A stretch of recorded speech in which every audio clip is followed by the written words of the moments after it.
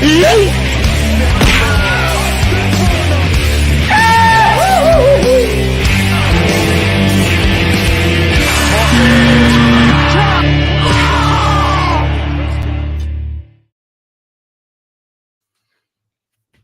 everyone. Welcome back to Left Side, Strong Side. I'm your host, Chance Ellison. Joining me, my co-hosts, Mike Deacon and Jacob London. I'd say something like the shitty ingredient on your face, Jacob, but you know what? I am the one God. It makes me happy, so I'm gonna let you have that one. We are here once again to talk about all the goings on in the NFL Week 15. Before we get into the NFL, though, we do gotta wrap up the storyline we started last week. Going over to the NBA real quick.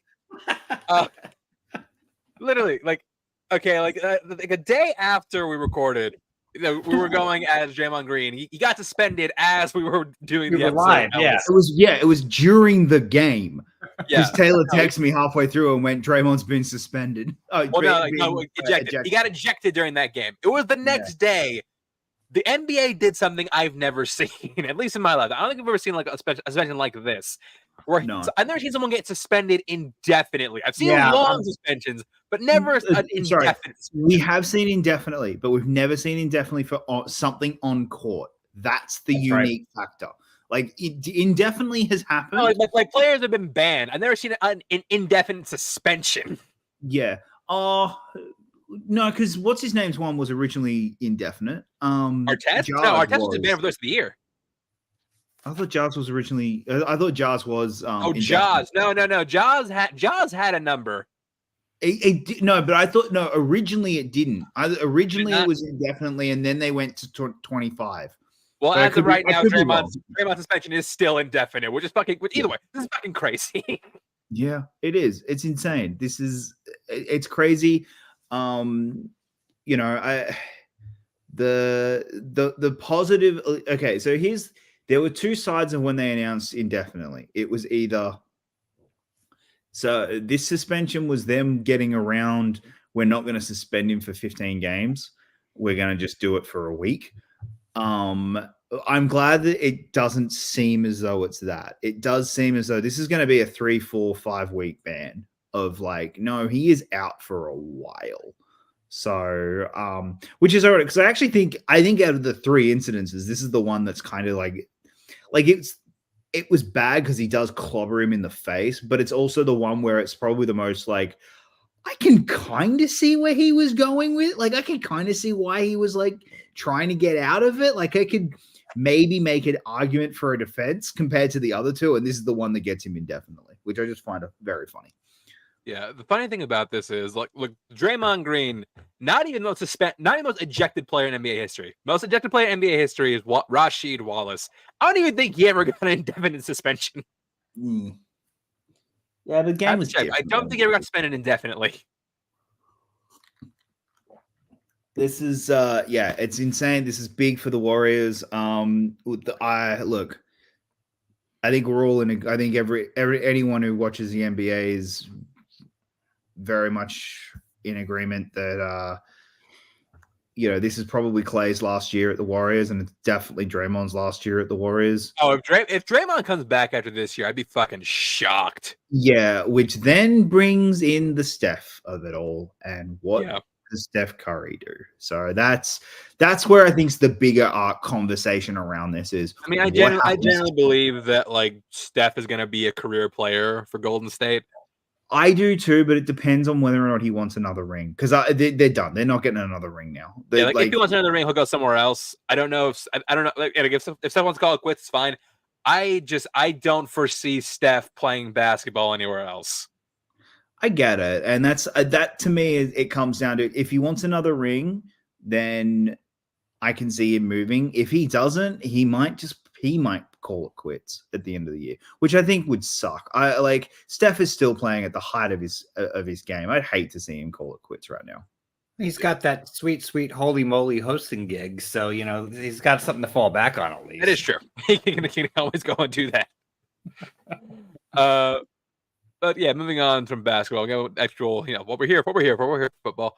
First, we got Thursday Night Football, Los Angeles Chargers versus the Las Vegas Raiders. Now, Thursday games are usually pretty ugly, and this one was for one team. For the Chargers, this game was a masterclass of an F2. Now, keep in mind, before this, we've got word that Justin Herbert is going to be out for the rest of the year. Thank you for costing my fantasy season, Chargers. That's I lost first round of playoffs because I had no quarterback, among other things. So yeah, they went into this game with Easton Stick, a guy who I didn't realize has been in the league for like 6 years, making I think his first start. Yeah, he's been on practice squads and like as a emergency reserve quarterback mostly. It was his first start in the league though. Yeah, yeah, he played how you expect him. I mean, his stats got padded in garbage time, but yeah, what did you expect? This is a legitimate third string quarterback starting. I mean, look, it's not the performance of the Chargers that was shocking. It's the performance of the Raiders. Keep in mind, This is a Raiders team that was shut out 4 days prior. And then they came back out and dropped 63 on the Chargers. And this is a Chargers team that, they've underachieved all season, but 63 on this team, that's insane. Again, Antonio Pierce is not the first coach in NFL history to get shut out and score over 60. Not in the same season, but ever. This has never happened. Yeah. I mean, yeah, this was sorry, I'm back. My internet decided to be my internet. This was historic. This was embarrassing. This was very clearly a team that had quit. Very, very clearly they'd quit. Now, as much of a loss as this was for Chargers, it led to a celebration. Yeah, that's the thing. Look, the Chargers, you may have lost the battle, but at long last, you did finally win the war. So long, farewell, I'll be the same. Get the fuck out of here! Brandon Staley, the very next day, was fired. Granted, I would have fired him right after the game. That's just me. But California laws, I think you got to be a bit more, they got to have a meeting, got to turn up at the I think California makes it a bit harder. I would have called Brandon Staley at 3 a.m. to tell him he's fired. I think, but I remember you saying, "How the fuck does he still have a job?" And I went, "It's just gone 9 a.m. Let's give it an hour. If he still has a job, I'll be shocked." And then 10 minutes later, he was gone. I would give him that. I would have called it like 4 a.m. Hey, like, hey, guess what? Don't come to work today. You're fucking fired.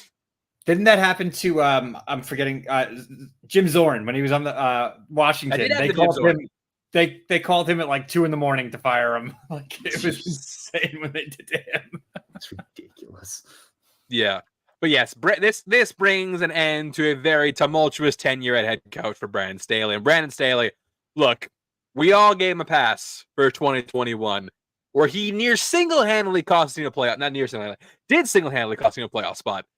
And look, we gave him a pass. In hindsight, though, we should not have given him a pass.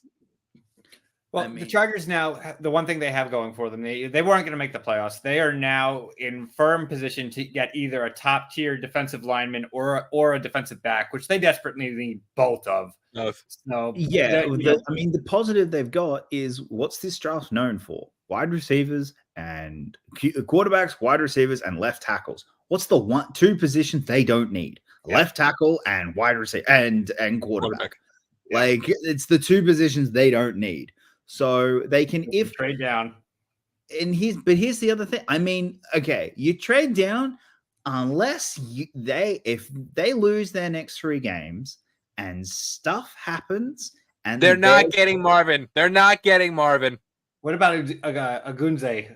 Is it Robbie Agunze, I think? Oh, yeah, the guy from Ohio State. Yeah. That's possible. That's plausible. There is no fucking way the Chargers land Marvin, barring a trade. Unless they trade something to get up, they're not getting Marvin Harrison Jr. The only way I can see, okay, if the Cardinals beat the Eagles which Ibuka, the Emeka Ibuka. Cardinals beat the Eagles, and suddenly the Chargers Stop here right there. games. I will talk about that game later. I'm putting money on it now. I think they're going to win. Oh, what happened? I'm not gambling anymore this year.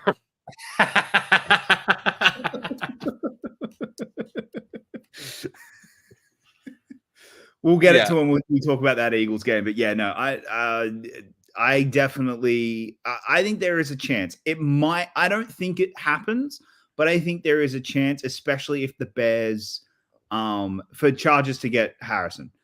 Okay. Okay. In that, there's a chance in that. Is it possible at all? Yes. That doesn't mean I'm putting money on it. No, I just more okay. Here's the reason. I think the Bears are going to make a stupid mistake and actually trade Fields, which I think is a mistake. I think they would be smarter to keep Fields, pick Harrison with the number 1 overall pick, and get a left tackle as well. Like I think that is what they should do with their picks. I just don't think they're going to do it, which means those first couple of picks are going to be quarterbacks. And there are 2 outright stud left tackles in there. Like if you get either one of those, I think right now you're jumping for joy. Or Johnny. Yeah. But yeah, either way, Vegas, great job. Like seriously, I was really hoping they would have scored 70. I was really hoping that, it doesn't happen. We haven't had a team score 70 since we weren't on the moon, and we've had 2 in the same season. That would have been fucking insane.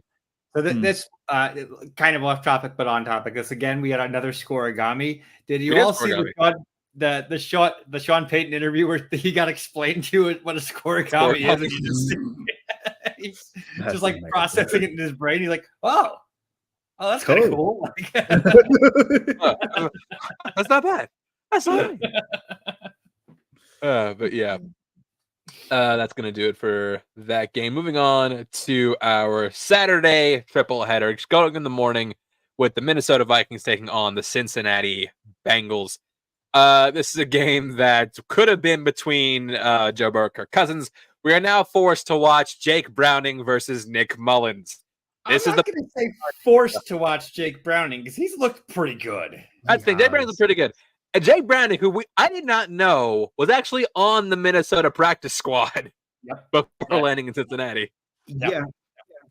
You know, actually, okay, and Chance, you're not going to agree with me on this. You know what Browning's doing right now? He's making Zach Taylor look like a really good coach. He's starting to make Zach Taylor look like a good coach. No, that I'll agree with you. I still don't love Zach Taylor, but I do agree. Like he's making Zach Taylor look like a good coach. Which I'm happy about because it means I'll keep him around. It's one of those, because what Browning's able to do in this game, I think at some point the Cinderella story is going to end for Browning. Yeah. Oh, it is. It ends for all of them. It ends for all of them. I know. I'm a little terrifying. It's going to be this weekend, but I at some point it's going to end. But the way he's been playing, it's really giving a lot of service to one, how well of a coach Zach Taylor is, and also Chase, Jamar Chase and Higgins are just really fantastic, and Boyd. Like all 3 of them are really helping. And hey, get your quarterback some weapons, and guess what? They kind of look good. Well, Jamar Chase now though got injured in this game, and it's undetermined how long he's going to be out. It's certainly looking like he's going to miss this weekend. But the other story, the one you didn't mention, is Chase Brown, the second running back, is all of a sudden Mixon has a legitimate compliment to him, which he's had in the past, but this year he didn't. Brown was injured, but Brown has made some very explosive plays, and for the 2 of them as a one, obviously Mixon is still your alpha. Brown's a damn good too, a running back. Do you think eventually he's going to usurp Mixon? Yeah, it is really unfortunate though, because the praise I'm giving Zach Taylor as a coach, I think he's also an idiot, a really bad GM. Because now the way Browning is playing, it's all just proven.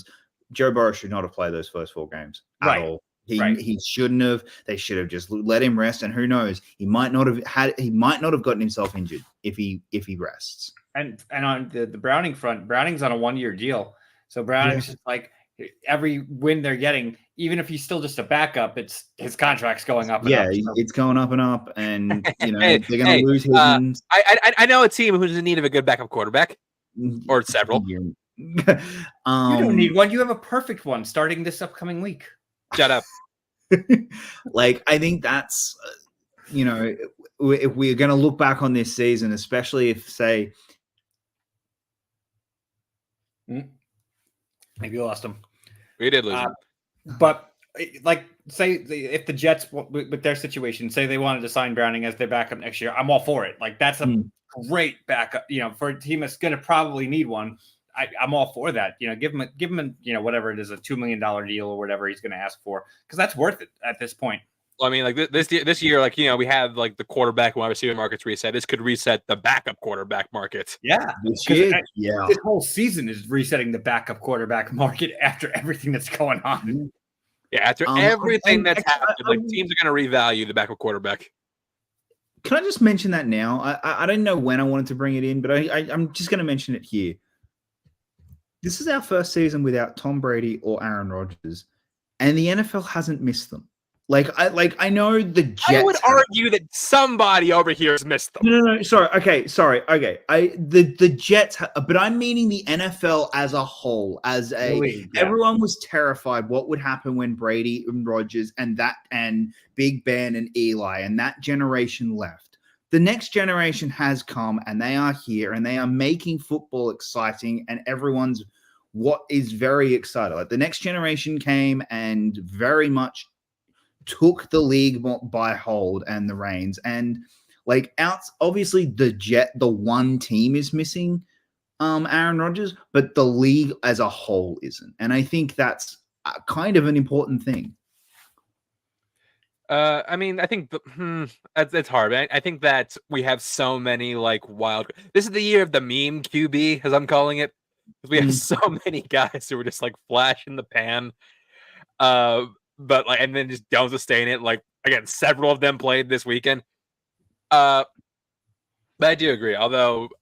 But when these guys are all in, and we have the new generation quarterbacks now, and once Aaron Rodgers and Matt Stafford, they're kind of the last of the old guard because Matt Ryan's gone Cousins for now. is in there too. Yeah, Cousins certainly in there, I guess. Cousins, Stafford, and Rodgers Wilson. of the the there's the four. Wilson's in there as well. Yeah, Wilson too.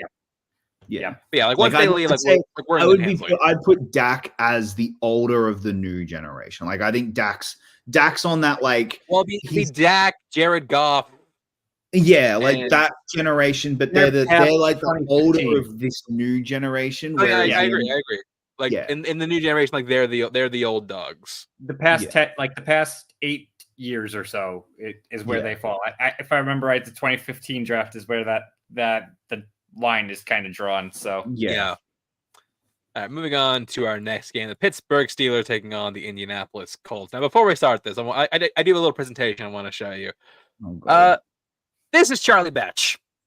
You may not know him, but basically, whenever Big Ben went down, which was actually very often, either due to injury or being an idiot off the field, Charlie Batch had to come in and spot start. And you know what?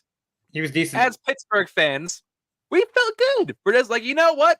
We love Seven. We love seeing Seven players do the thing. We feel confident in Charlie Batch. I believe Charlie Batch will come out and get the job done. I realized just how much I took Charlie Batch for granted watching this season of Steelers football whenever Kenny Pickett's on the field. And look, I will say it again. You can say whatever you want about Kenny Pickett. He has not been great this season. But you cannot deny the team plays better when he's on the field. I'll give you that, because these last 2 weeks have been horrific. They have, yes. It's having the same effect for that it's having on the Jets. The defense is giving up. The defense is too much. Wow, fuck this! Yeah. They're giving up, and now we're undermanned. We were doing pretty well for the first quarter and change of this game. We had a 13-0 lead, and then the offense decided to just, you know what? That's it. We're good. Yep. then the defense was out on the field forever, and we also lost the key personnel. DeMonte Casey got himself ejected, later suspended, which I think is fucking ridiculous. I'm not just saying that as a Steelers fan. I think the full 3 games is ridiculous. I agree with that. I do think that 3 full games plus potentially also the playoffs if they make it is ridiculous. I do agree with Brady's stance of you need to stop like that. Throwing a ball where a receiver has to make these amazing, spectacular diving catches, you're also putting your receiver in harm's way.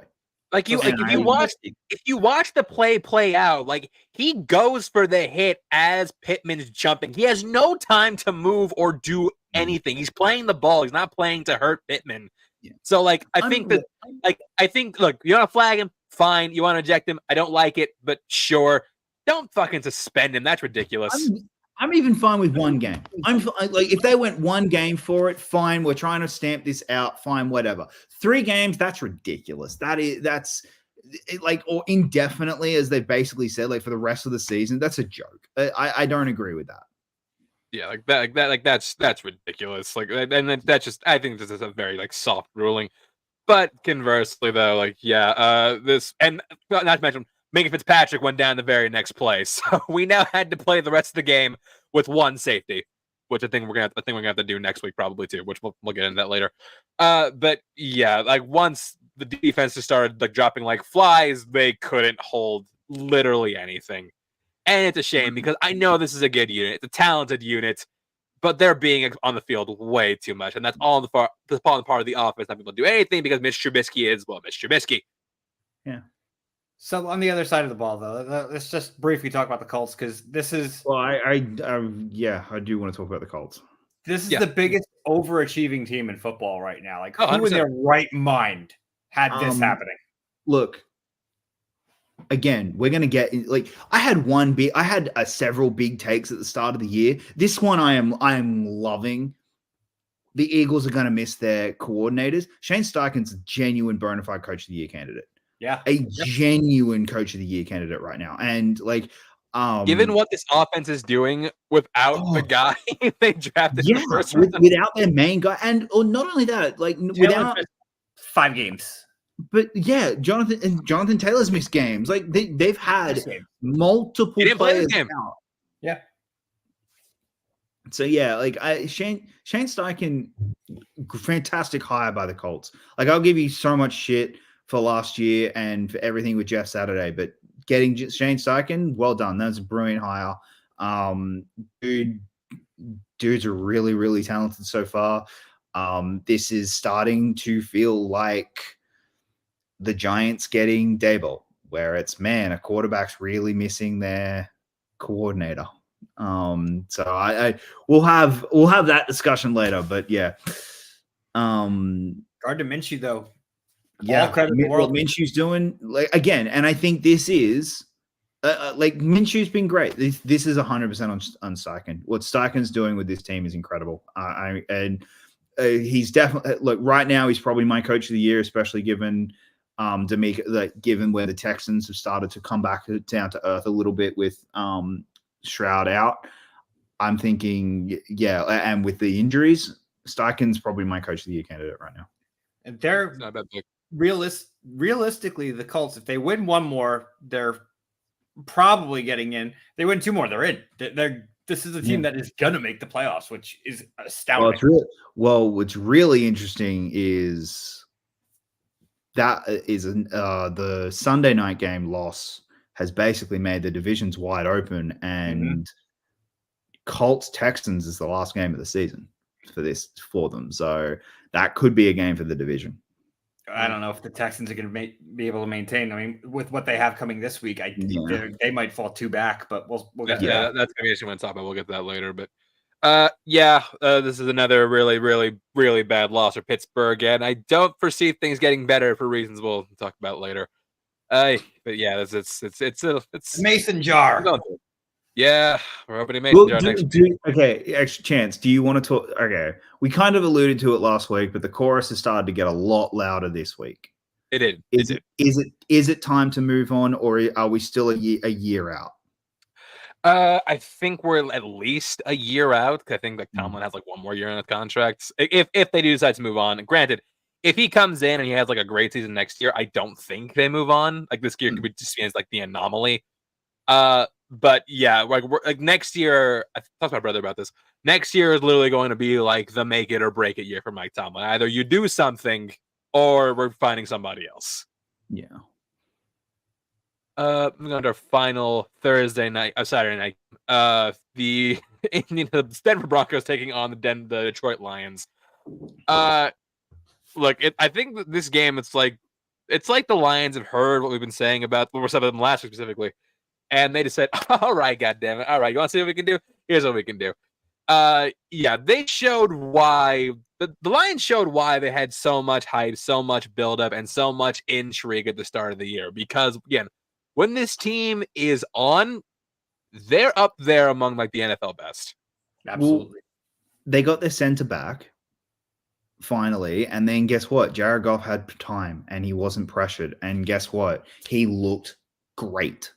That's Jared Goff. Jared Goff. Honestly, give my stonks of the week to Jared Goff. He looked fantastic. Amazing. He looked incredible. He absolutely looked fantastic and incredible in this game. And but that's the thing with the Lions.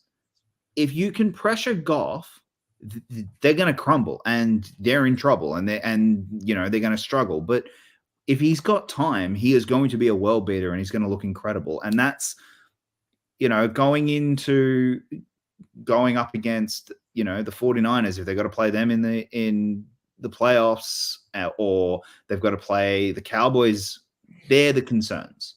Those are the how much pressure are they going to be able to put on on Goff? That's the concern for the Lions at the moment, though. But this was a big win. This was a huge win for morale, and I think as well. Like, no, we're not falling off this cliff. No, against a pretty solid defense in Denver too.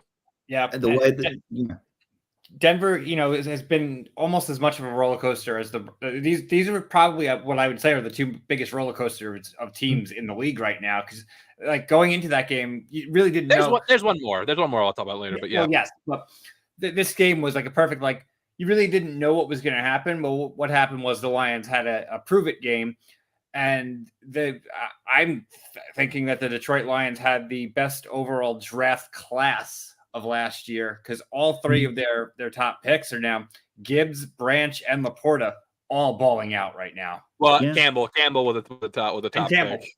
Yeah, that's right. And he's playing fine. Like Campbell's not. He's playing good. Getting headlines. He's playing solid. Like he's a starter. He's playing perfectly fine. It's the same as like the Jets were last year where they had Jermaine Johnson, but then the next round they had Breece Hall. I think this is the best core of rookies in the NFL. It's all come down to that O-line. That O-line's fantastic. And if that O-line can keep it up going between now and the playoffs, they're going to cause an upset coming the playoffs.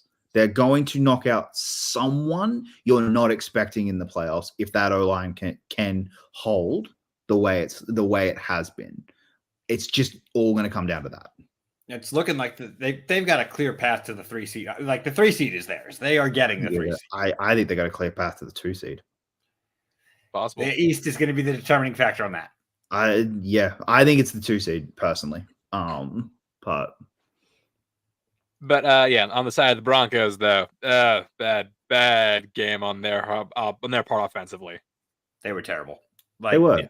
This is probably Wilson's worst games in several weeks. I would argue it's the worst game worst game all season, maybe. Oh, outside of the 70 burger, he was not good in that game. Even that game, he didn't play that badly.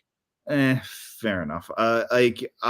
This was not a good game at all for Russell Wilson. This was back to Nathaniel Hackett era where Russell Wilson. Yeah, the absolute lack of a run game really hurt the offense. Yeah.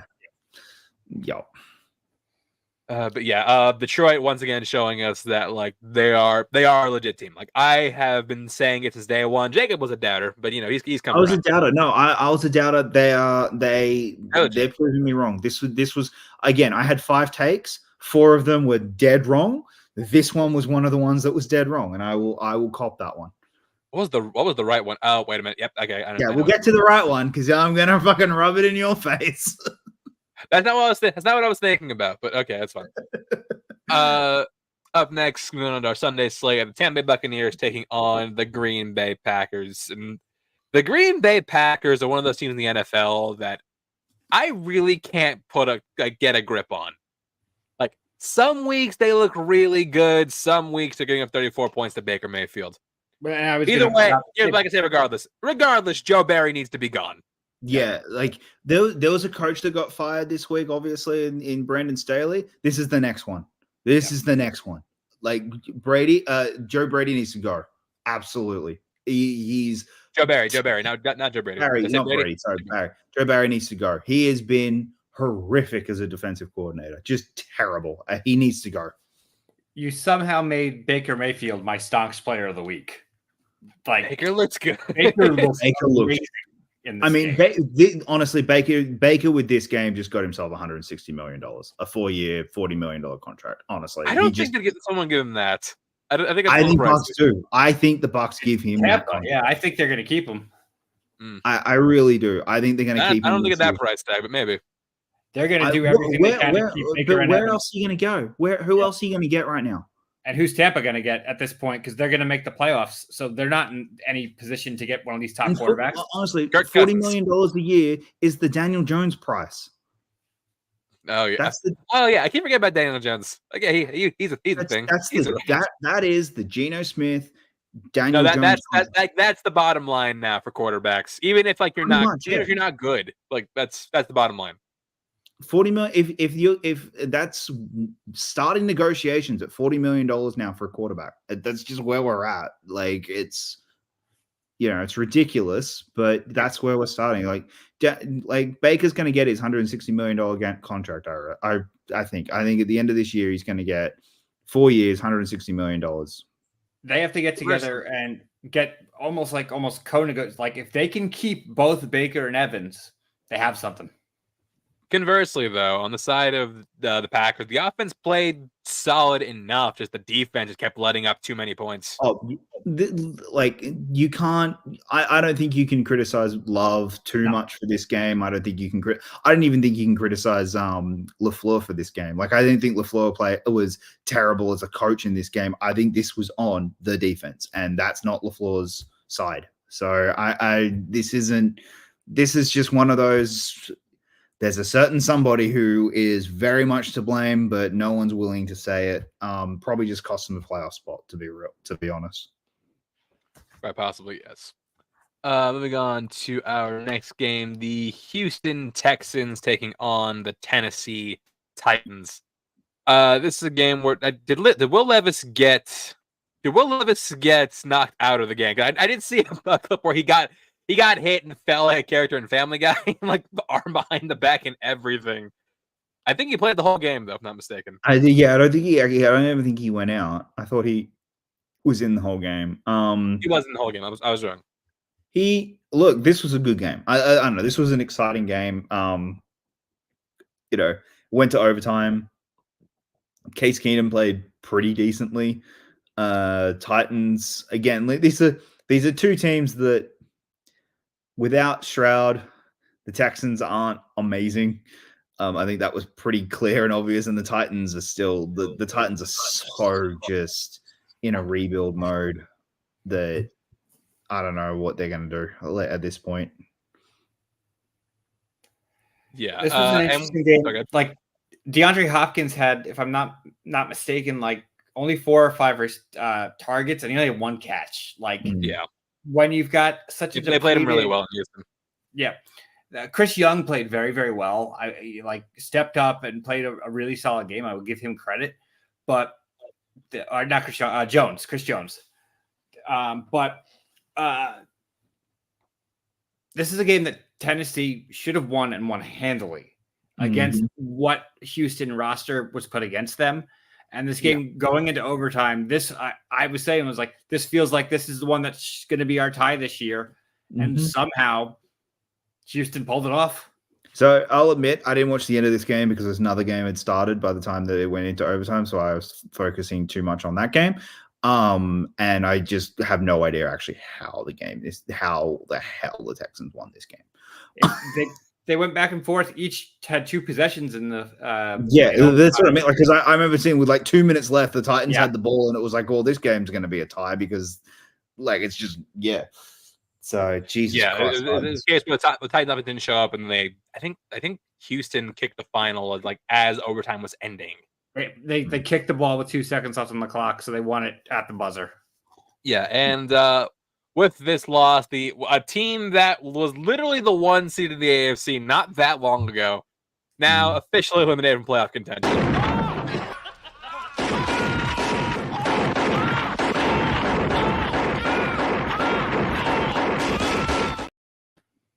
Someone please get Vrabel out of this team. I'm begging you. He is so much better of a coach than being on this team. And this is a team that, like, right this minute, I think they have their quarter. I think Levis is probably their quarterback. There's so many other questions on this team. Yeah, so many. Like, I really, honestly, they made a mistake not trading Derrick Henry this year, trying to get something for him, even if it wasn't the first they wanted, a second, a third, even just something. Like, I think they really did make a mistake. The Hopkins contract, as great as Hopkins has been, it's a useless contract for them this year. They really needed to be like, no, we're rebuilding, and they're in a full rebuild right now. And moving on to our next game, we got your boys, Mike, the New York Jets, taking on the Miami Dolphins. Look, we all said, okay, there's no way this is going to be worse for the Jets than the Black Friday game. We were wrong, because at least in that game you scored points.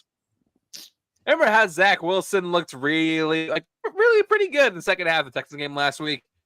Yeah, that form was not present here. This is one too that, honestly, it was an all-out blitz. The Dolphins were just like, we are blitzing on every single play, and we are putting pressure on you on every single play. They knocked him out of the game. Like, they hit him so many times, they literally knocked him out of the game. All credit to the Dolphins' defense on this one. Their offense did what their offense normally does, but this, you got to give the Miami Dolphins defense 100% credit. They were scheming for this the whole time. I just felt my soul exiting my body watching this game. I'm just like, oh. It happened to be locally broadcast here, and it was one of those games that, we're now going to switch you to a more exciting game where they just drop the coverage. So you and me both. I really, really thought the Jets could win this. I really did. I really, really thought they could. Credit to Vic Fangio and his defense and his defensive scheme. Well done. That Vic Fangio defense stood up. You're right. They attacked Wilson. They made him uncomfortable, and he made stupid mistakes, stupid errors, and then Tua probably played one of the best games he's played all year. He didn't have an incompletion in the first quarter. Like, no, he didn't. He went. Yeah, I know, but that's what I meant. Like but he still played extremely well given who he didn't have. No Tyreek. Jalen Waddle went off. And they were very smart the way that they the Dolphins coaching staff deserves all the credit in the world, because they were ready for this game. They had Waddle on the opposite side of the field of Sauce the whole time. They put him against Reed the entire game, and you saw what happened. Yeah. So. I mean, look, Zach Wilson got his ass handed to him. He finished the day including 4 for 11 for 28 yards. I don't know what quarterback, Patrick Mahomes included, could have done substantially anything with that offensive line, with that pass rush coming at you. Yeah, it was a lot to take in. And look, a year started with so much promise for the Jets. A year that everyone was looking forward to, myself included, now ends with the Jets being officially eliminated from playoff contention.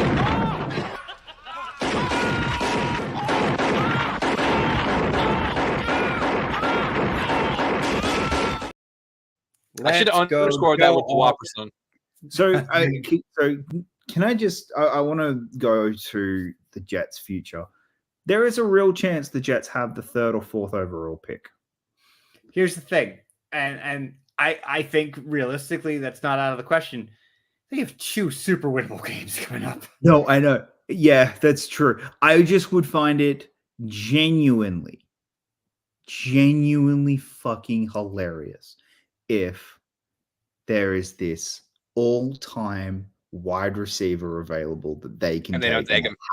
and they don't because they have to grab a left tackle. They have to. Well, here's the thing. I don't, in this particular circumstance, right this minute, the Jets only have 1 wide receiver. Like they have a good wide receiver, and then the rest of the team are guys who are good enough to scrape by making a roster, but they're not number 2s. Yeah. I don't know if Harrison I don't think Harrison is going to get past 3. I don't think he does. I would just find it very funny if in an Aaron Rodgers team, again, they don't grab him a wide receiver, but instead grab they did that last year. Yeah.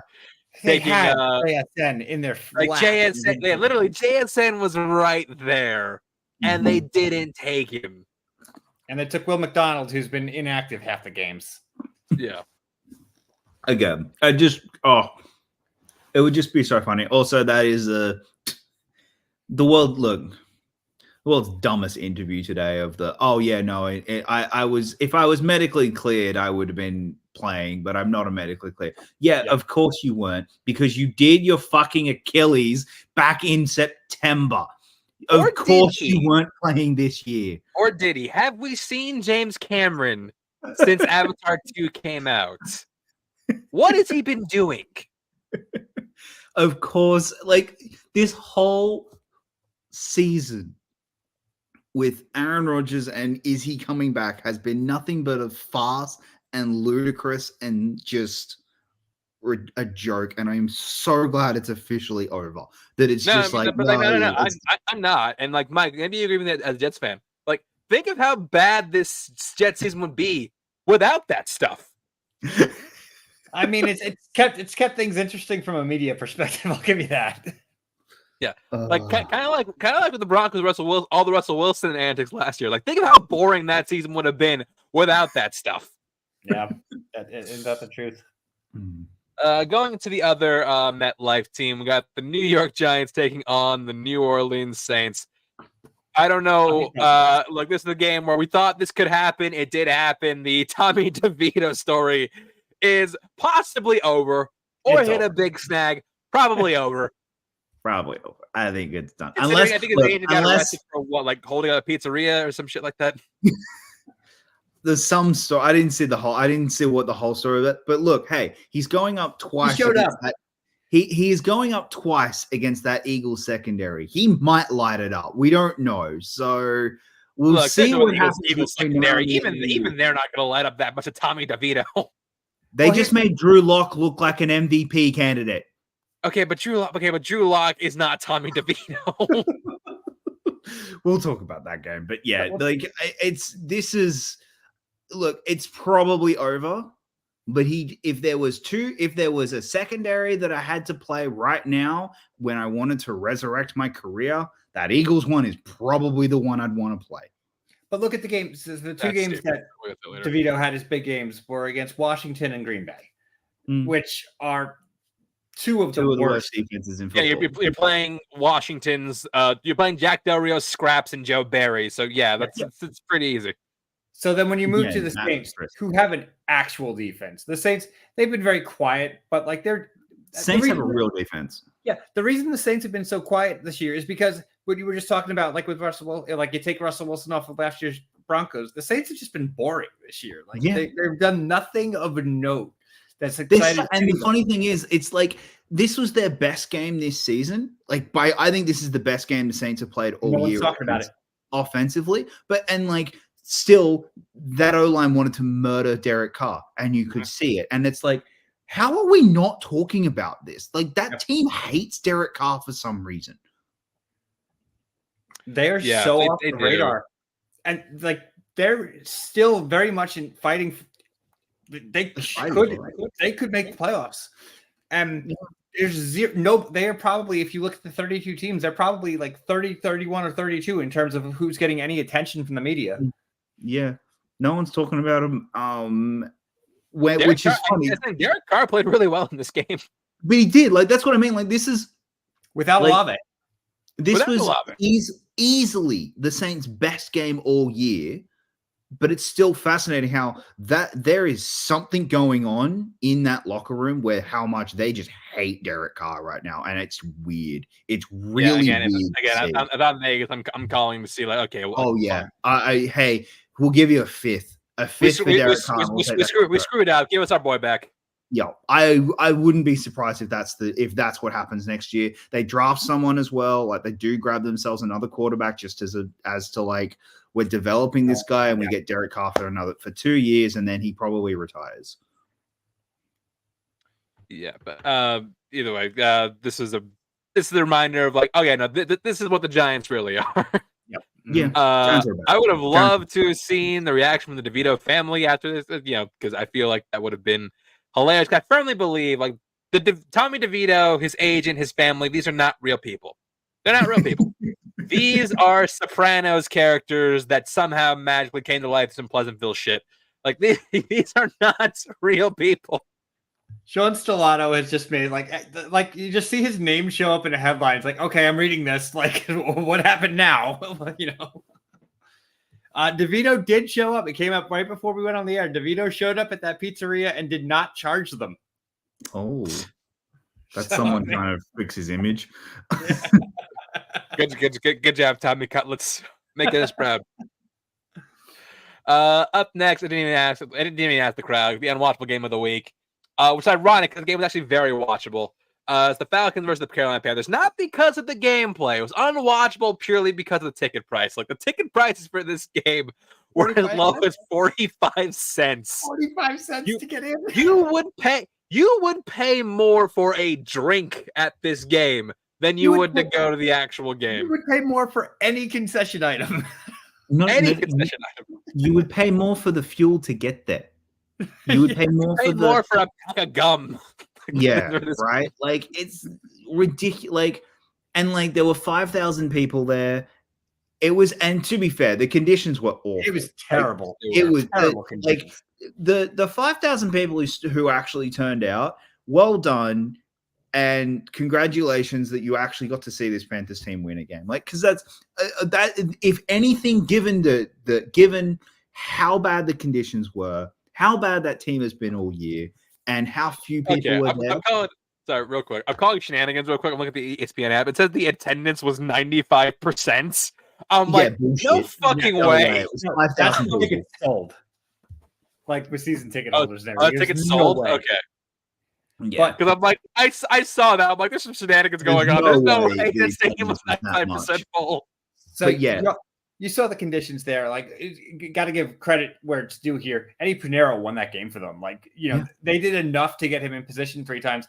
Kicking 3 field goals in those conditions, kudos. Like that's a tough kicking. And considering how bad a lot of kickers have been this year, and he's had a couple of inconsistencies, but he's been pretty decent when he's had an opportunity.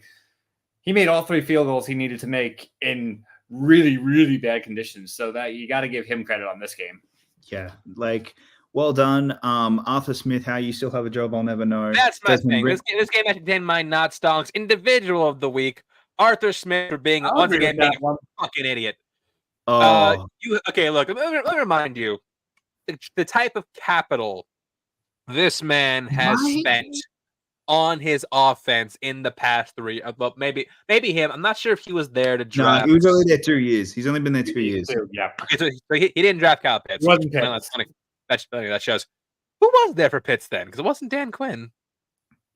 No, it was Quinn. It was Quinn. Yeah, that was Quinn's last year. Was it? No, yeah. Wait, no. Last year Quinn got 2020. fired 4 games in.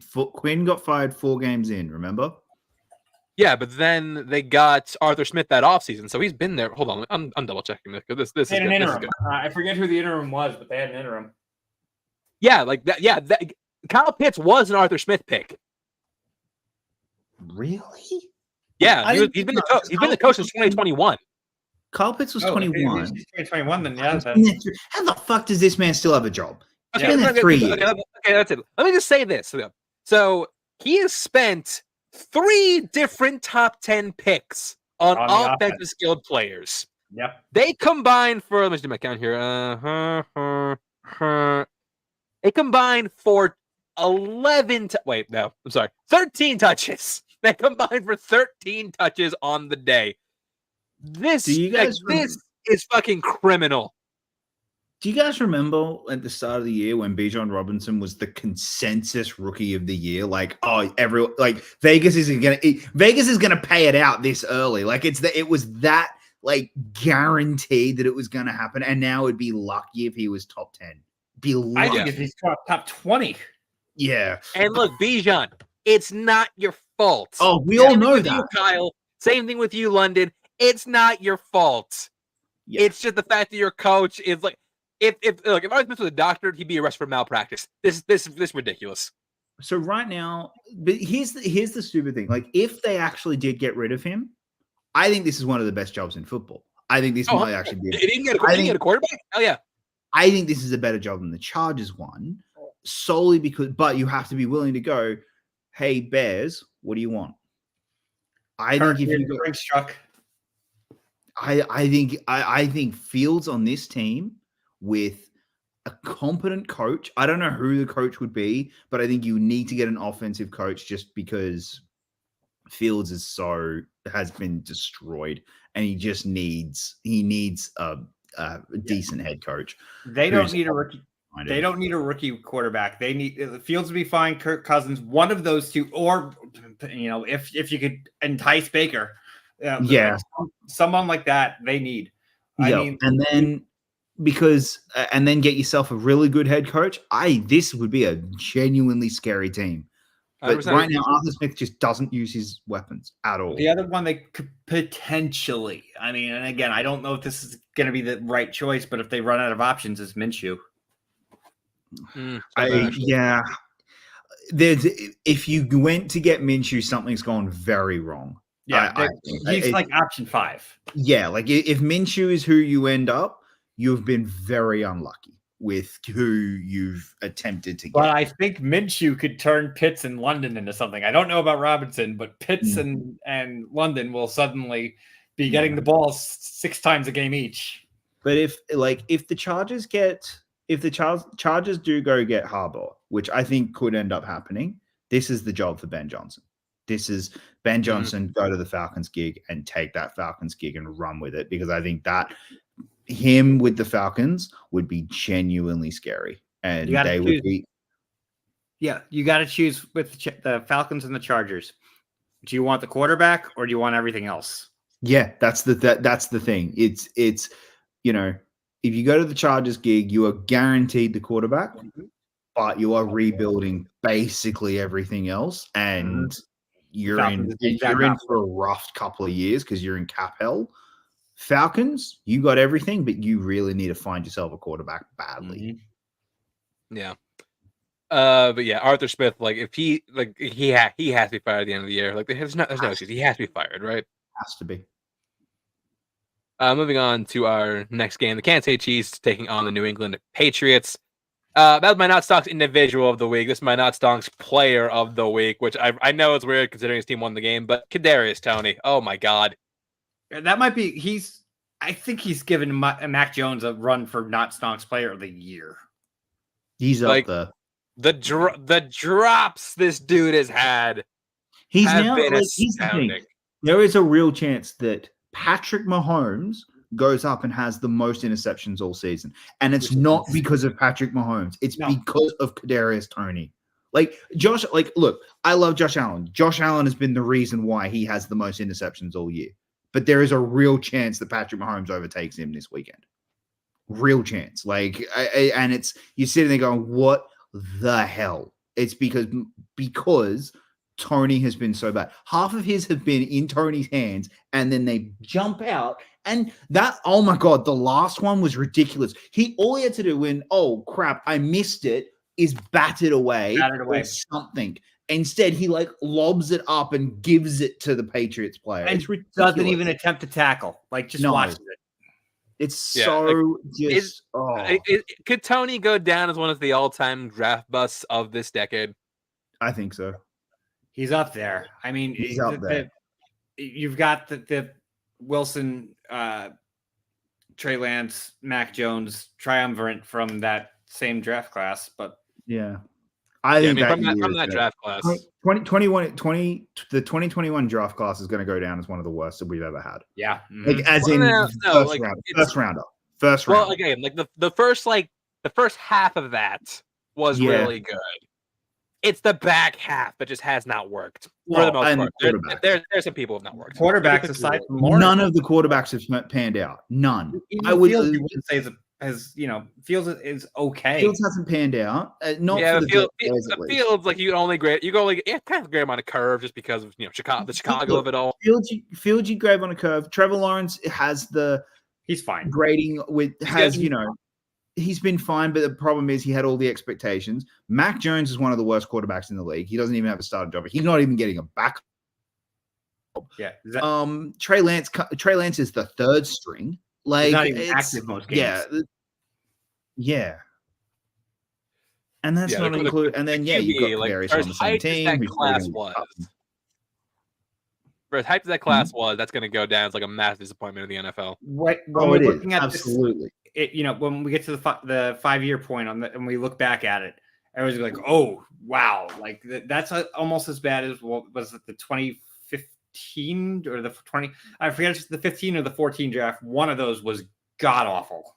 We're going to look at it and go, how many of these players have actually are still on their original team? It's probably going to be 2 or 3. Oh, are you thinking like the Hopkins draft where like the entire first round is just like I think it's 13.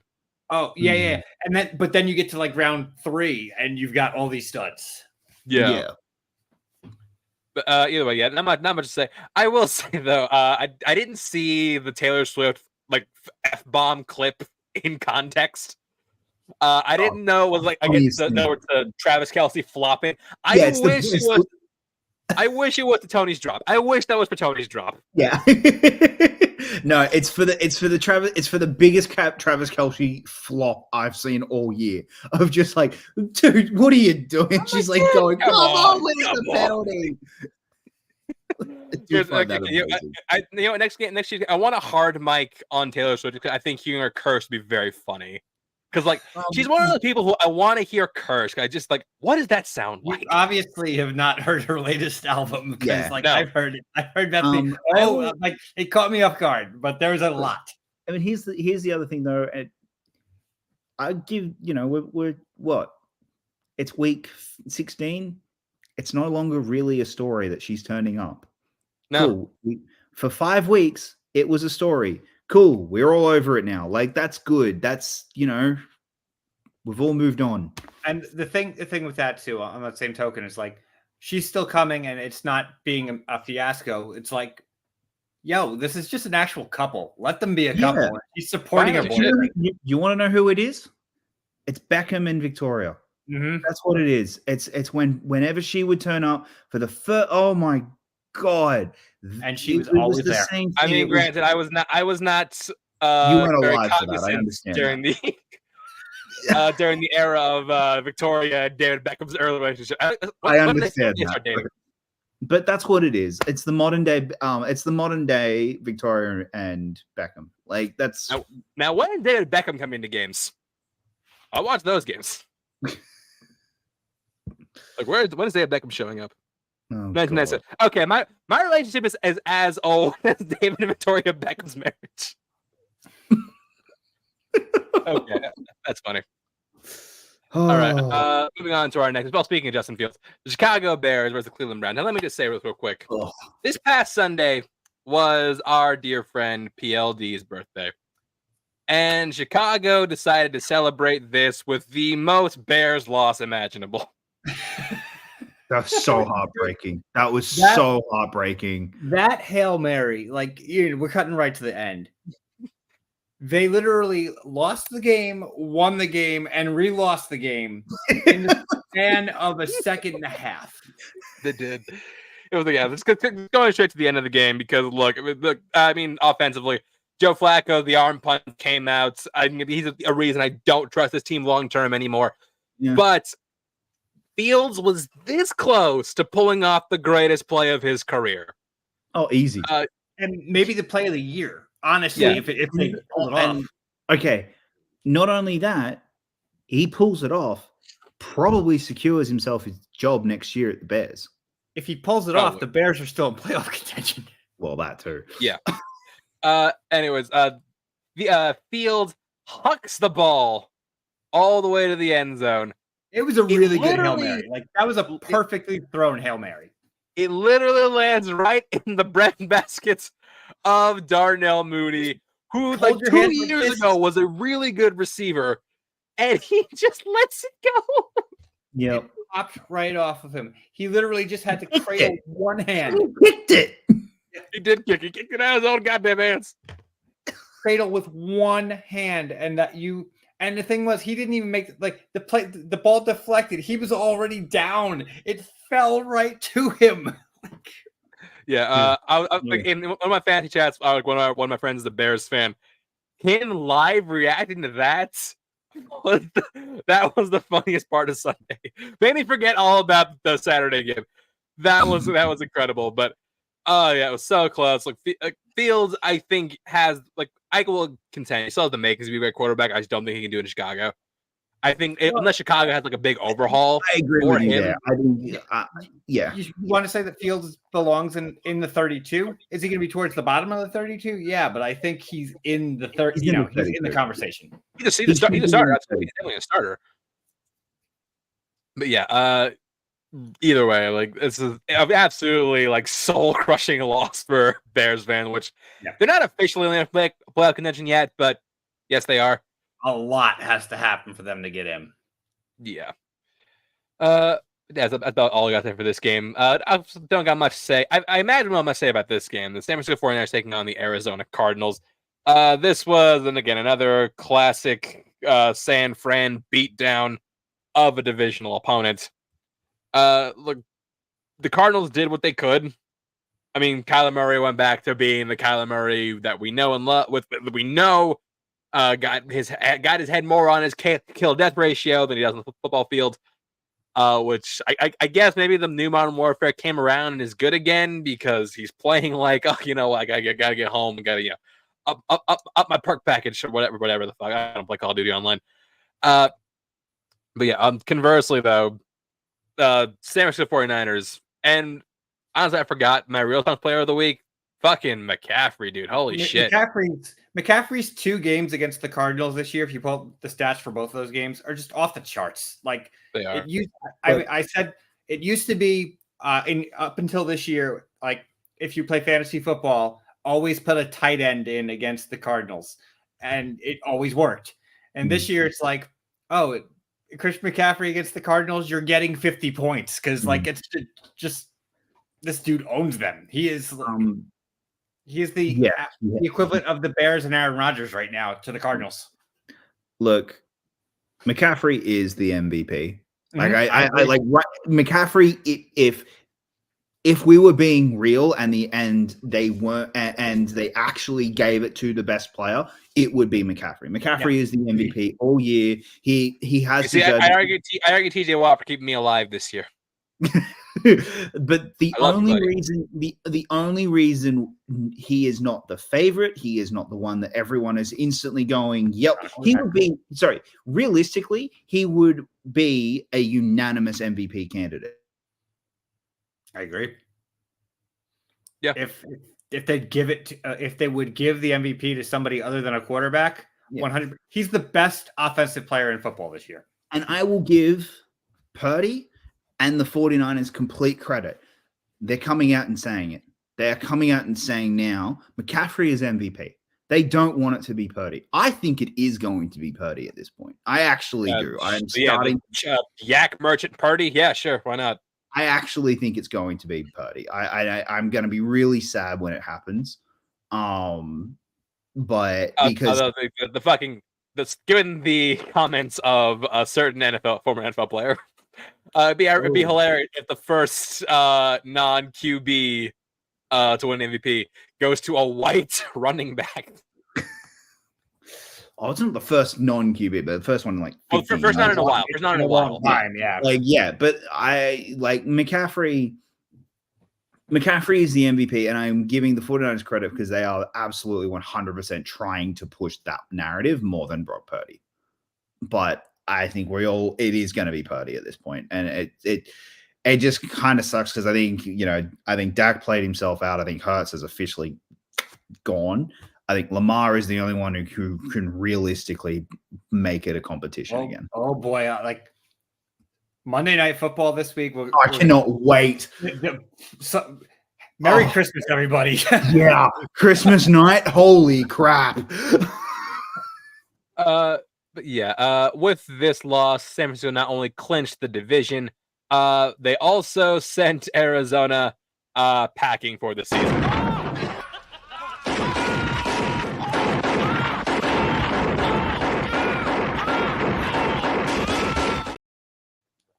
I couldn't come up with anything for playoff clinch. I got to think of something.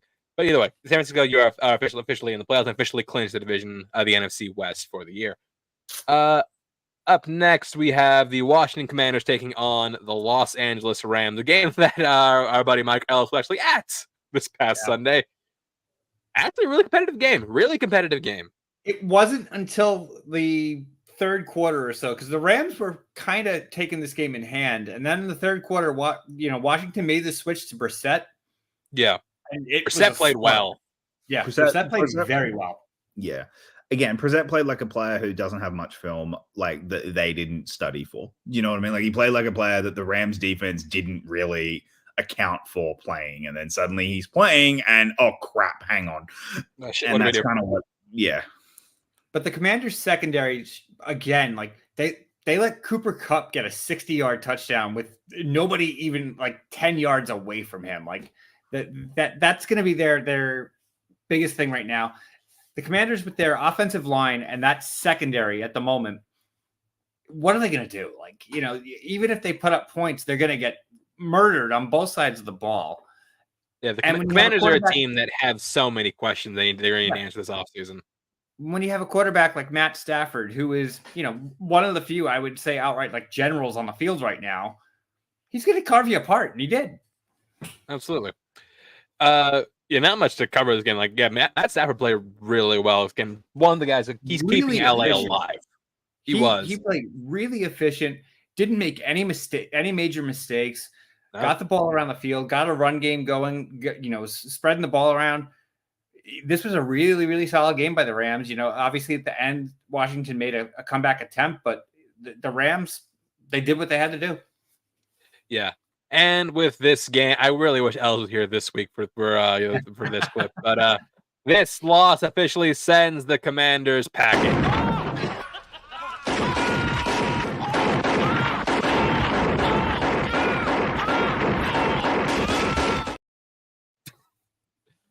All right. Moving on to our damn! We can't move on. He's not back yet. I know he wants to talk about this game.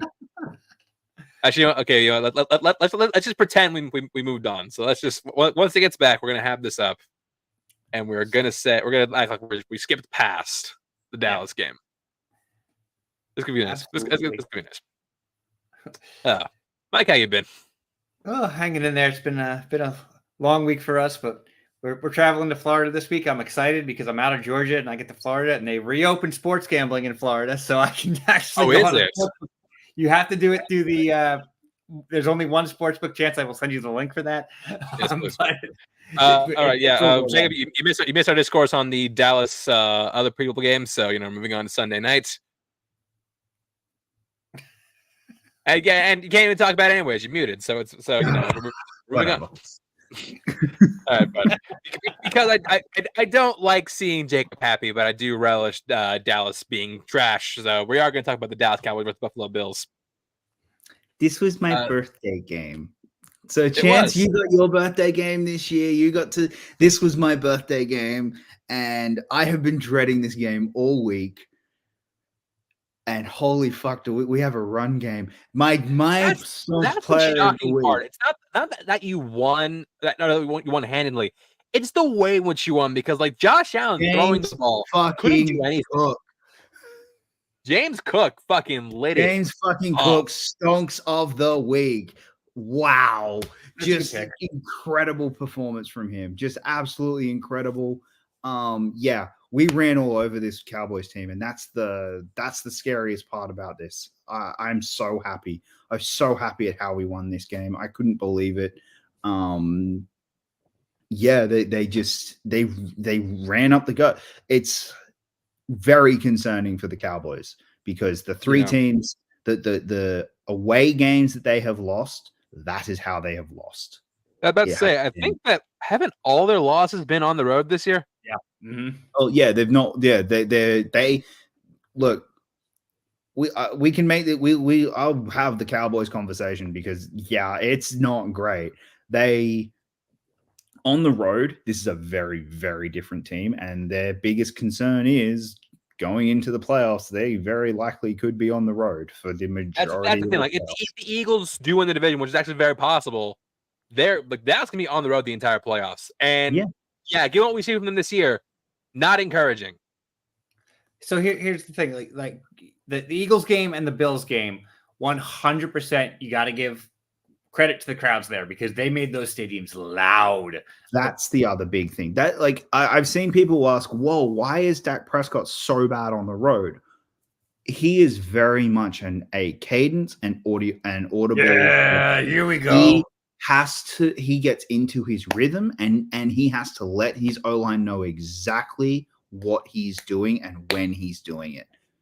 And on the road, that's harder. Silent count on the road, it doesn't work for this team. And that is the concern. So everyone's slightly off. He couldn't get the ball to Lamb. That was the big shock. We took Lamb out somehow. Like Lamb was Lamb, just who is Without your best corner. top 5 offensive player of the year, like candidate right now. And they eliminated him. No, completely eliminated him. Like, you know, we really, really made this team look very mediocre. And it was, look, I still believe in the Cowboys for this season. I still think they're going to be, I think they are winning this division, personally, but this loss to the Bills, which, I'm so happy about, really does hurt that campaign. And I think they're the third best team in the NFC right now. I think 49ers are very clearly far and away the best team, not only in the NFC, but in football. They are terrifying. The only thing that can stop the 49ers right now is injuries. I think that's it. Like if they have this team. Well, Kyle Shanahan like a word. Okay. If they are this team all the way through to the clutch like a word. Yeah, fair enough. I'll give you that. But that's where I'm at right now with the 49ers. But yeah, so that's the concern for the Cowboys. The Bills, look, this weekend I'm the single biggest Cowboys fan in the entire world because I need them to beat the Dolphins. The Bills, we have to beat the Chargers, we have to beat the Patriots, and then we're in a do or die game. Yeah, I mean, both things are very possible. And secondly, I mean, this is when the Bills needed to keep their season alive. Yeah, we did. Well, we technically didn't, but it has definitely helped. It's just like we technically didn't actually need this win, but keeping it the has season alive and getting a home game are two different things. Like they didn't need it to keep the season alive to keep the chance of a home game. That's right. Last week that was keep the season alive game last week.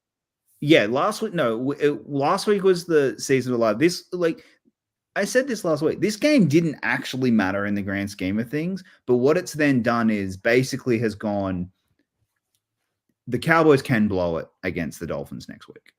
If the Dolphins beat the Cowboys next week, that doesn't kill us. Right. Whereas if we had lost this week, we would be very much, the Dolphins couldn't win another game. Right. And even though I don't think they're going to, it would have absolutely pushed it.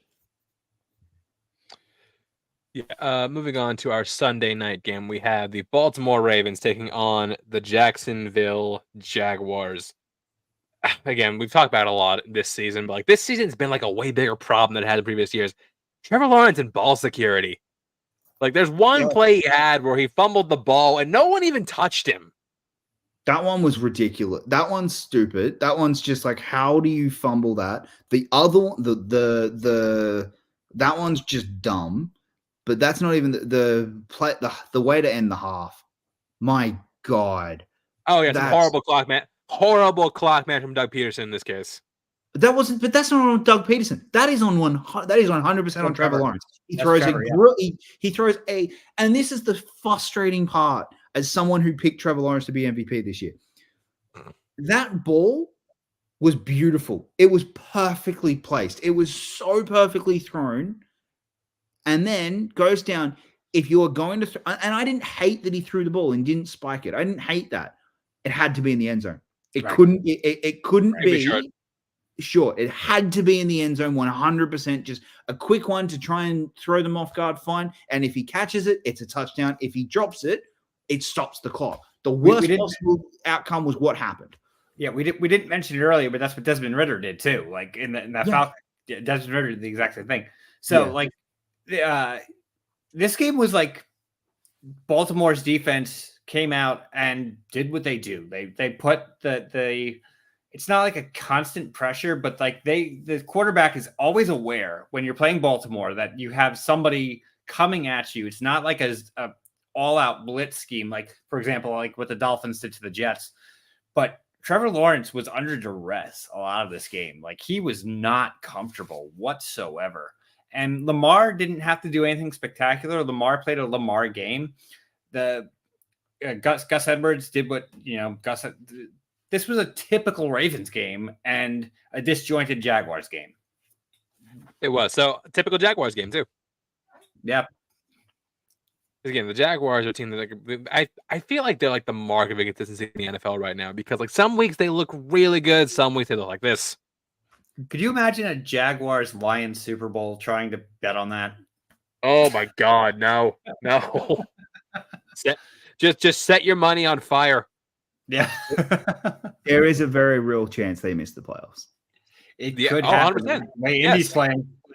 Yep. Like, but and not only like, look, they're at the funny thing is the team that could say them is the Bills because they beat the Bills earlier in the season. Mhm. But they're lucky they have the Panthers. Like that's Right. the lucky thing is they play the Panthers next week. But other than that, they could lose. They play the Bucks this week. They play the Panthers. The Sorry, week after. Panthers the week after. Sorry, they play the Yeah. Bucks this week. Like, they could lose against the Bucks, and then they play the Panthers. But if Texans and Colts both win out, they're suddenly They're third done. in their division. Which who would have thought that at the start of the year? Like, And especially with Cleveland already getting to 9, they're toast. yeah. So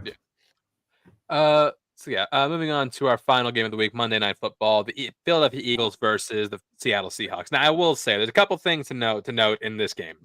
Philly already clinched a playoff spot going into this game. yeah, That was already said. So for some inane reason, the Eagles decided to promote Matt Patricia to defensive play caller. There's nowhere the actual DC, but he is a defensive play caller. no, he is DC. He is DC. Have the Eagles actually said that? Yes, they have. He is DC.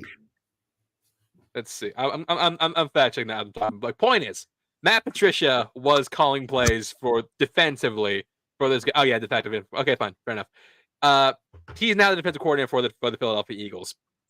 Secondly, they were without arguably their best defensive player in Darius Slay against Seattle. Now, granted, shouldn't matter. Geno Smith didn't play going against Drew Lock. I will push back against saying Drew Lock looked like an MVP. He didn't. He had a couple good throws, but MVP is saying much. He didn't light up the secondary. They let up some chunk plays, sure, but lighting it up, that's going too far. Look, Philly had this. Philly really had this. But as is the case with many Matt Patricia defense in the past, they let up too many chunk plays at the worst possible times. But not okay. Look, I'm blaming this one completely on. I'm blaming this one mostly on the defense because sorry, one sec. Yeah, because with 2 minutes to go and 1 timeout. The Seahawks should not be able to go down the field and win that game. You shouldn't be allowed. Like, that's on the defense. Jalen Hurts didn't play well, and I understand he was sick. I understand he was sick. I'm not like this isn't like but he did not play well. And the second interception was dumb, but it wasn't and I know it technically ended the game, but it was kind of it was a Hail Mary interception. Like, I'm not going to murder him over that one. The first one's dumb. The first one's not a passing throw.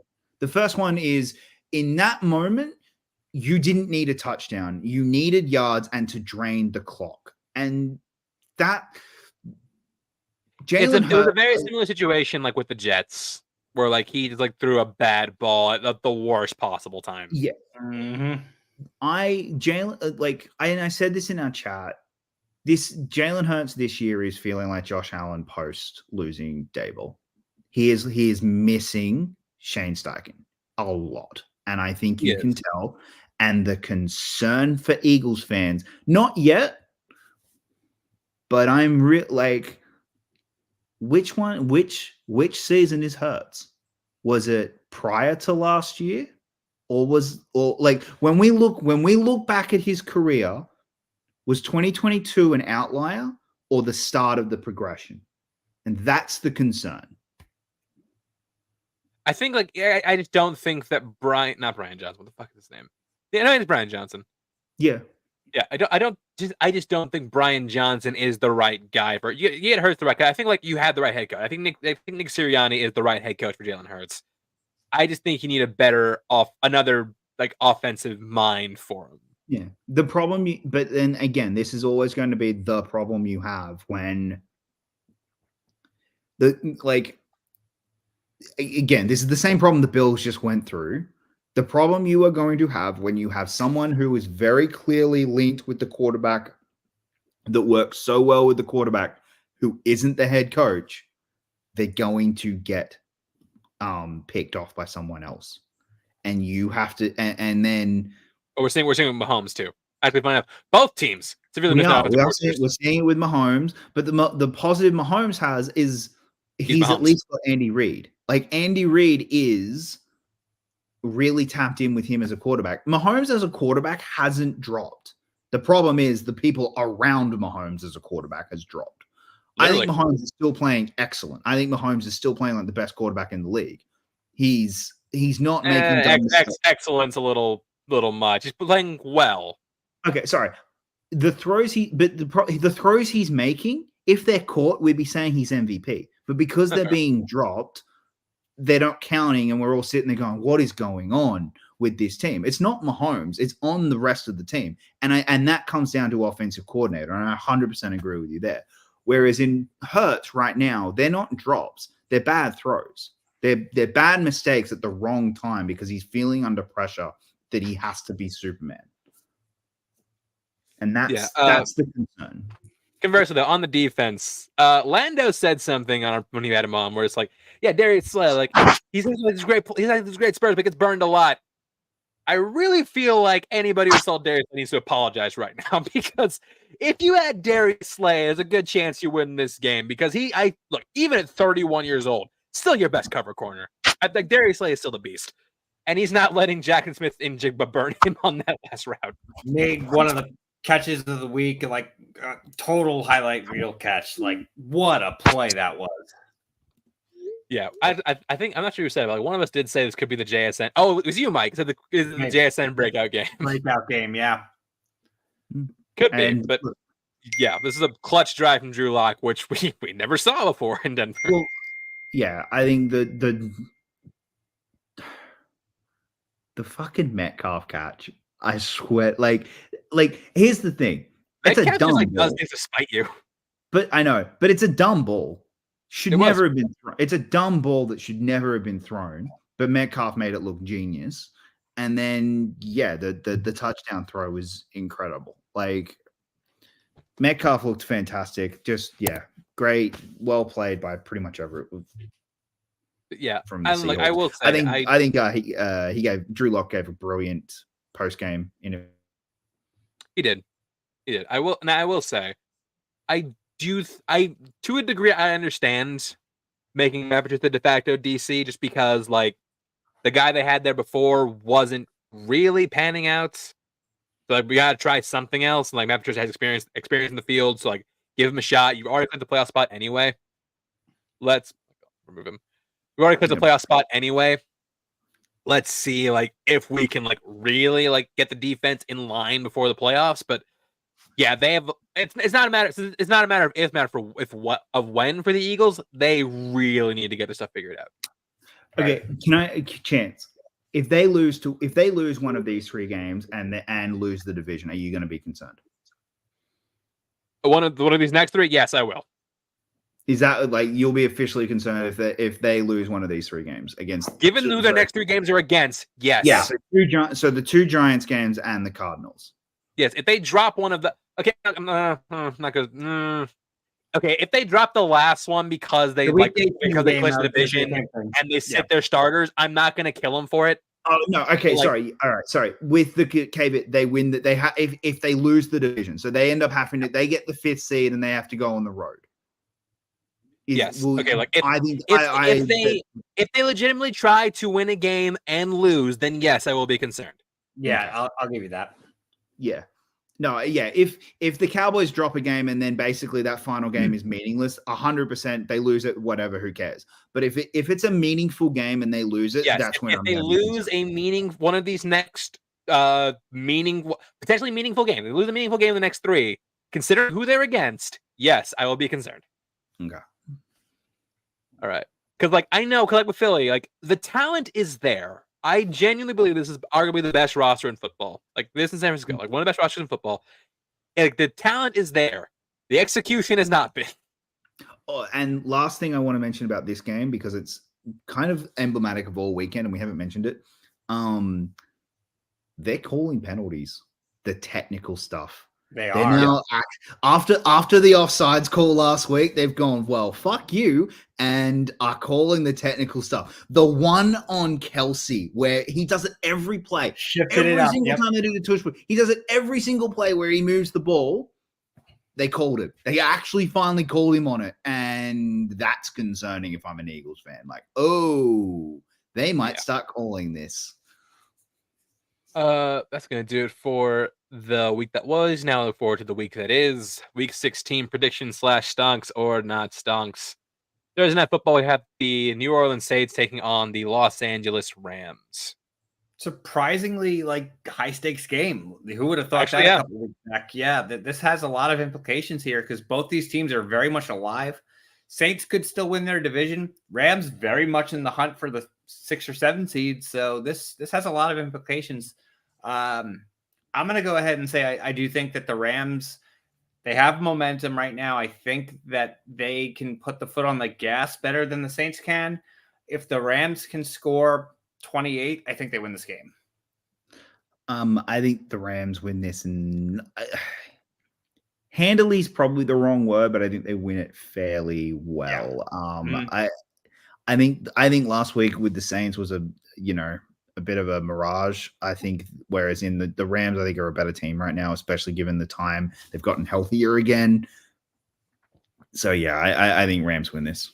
And they're going to have Lattimore on either Kupp or Nacua. The other one is going to be open. Exactly. So, yeah. Well, let's throw out Cooper Kupp. I think he stonks. I think he does have a really good game. He played. He's been playing quietly well the past couple of weeks. Like it's under the radar because the Rams are not getting a lot of coverage. Yeah. Moving on to our Saturday doubleheader: Cincinnati Bengals versus the Pittsburgh Steelers. Now, let me just say, going into this game, we got word that whack-a-mole Mason Rudolph is now going to be starting this game. Not only that, again, Cade's been suspended for the rest of the season. Minka Fitzpatrick has been ruled out officially. We are now going into this game with one safety because Keanu Neal is still on IR right now. Not only that, Cameron Hayward might be out. And no Jamar Chase, too, on the other side. No Jamar Chase, too, but like the Steelers are severely undermanned on defense. Oh, I agree. I don't think this is a slam dunk game for the Bengals, but I do like because the it's Bengals. divisional. Yeah. I do like the Bengals to win this game. I think it's going to be a little bit more low scoring than people expect, but I just don't see the Steelers offense being able to really do much with Mason at quarterback. Yeah, if you thought things were bad with Pickett or Mitch Trubisky, but just see Mason Rudolph take snaps again. Yeah, You know, I don't condone dirty play, but we could find a way for the Browns to lend out Myles Garrett just for this one game.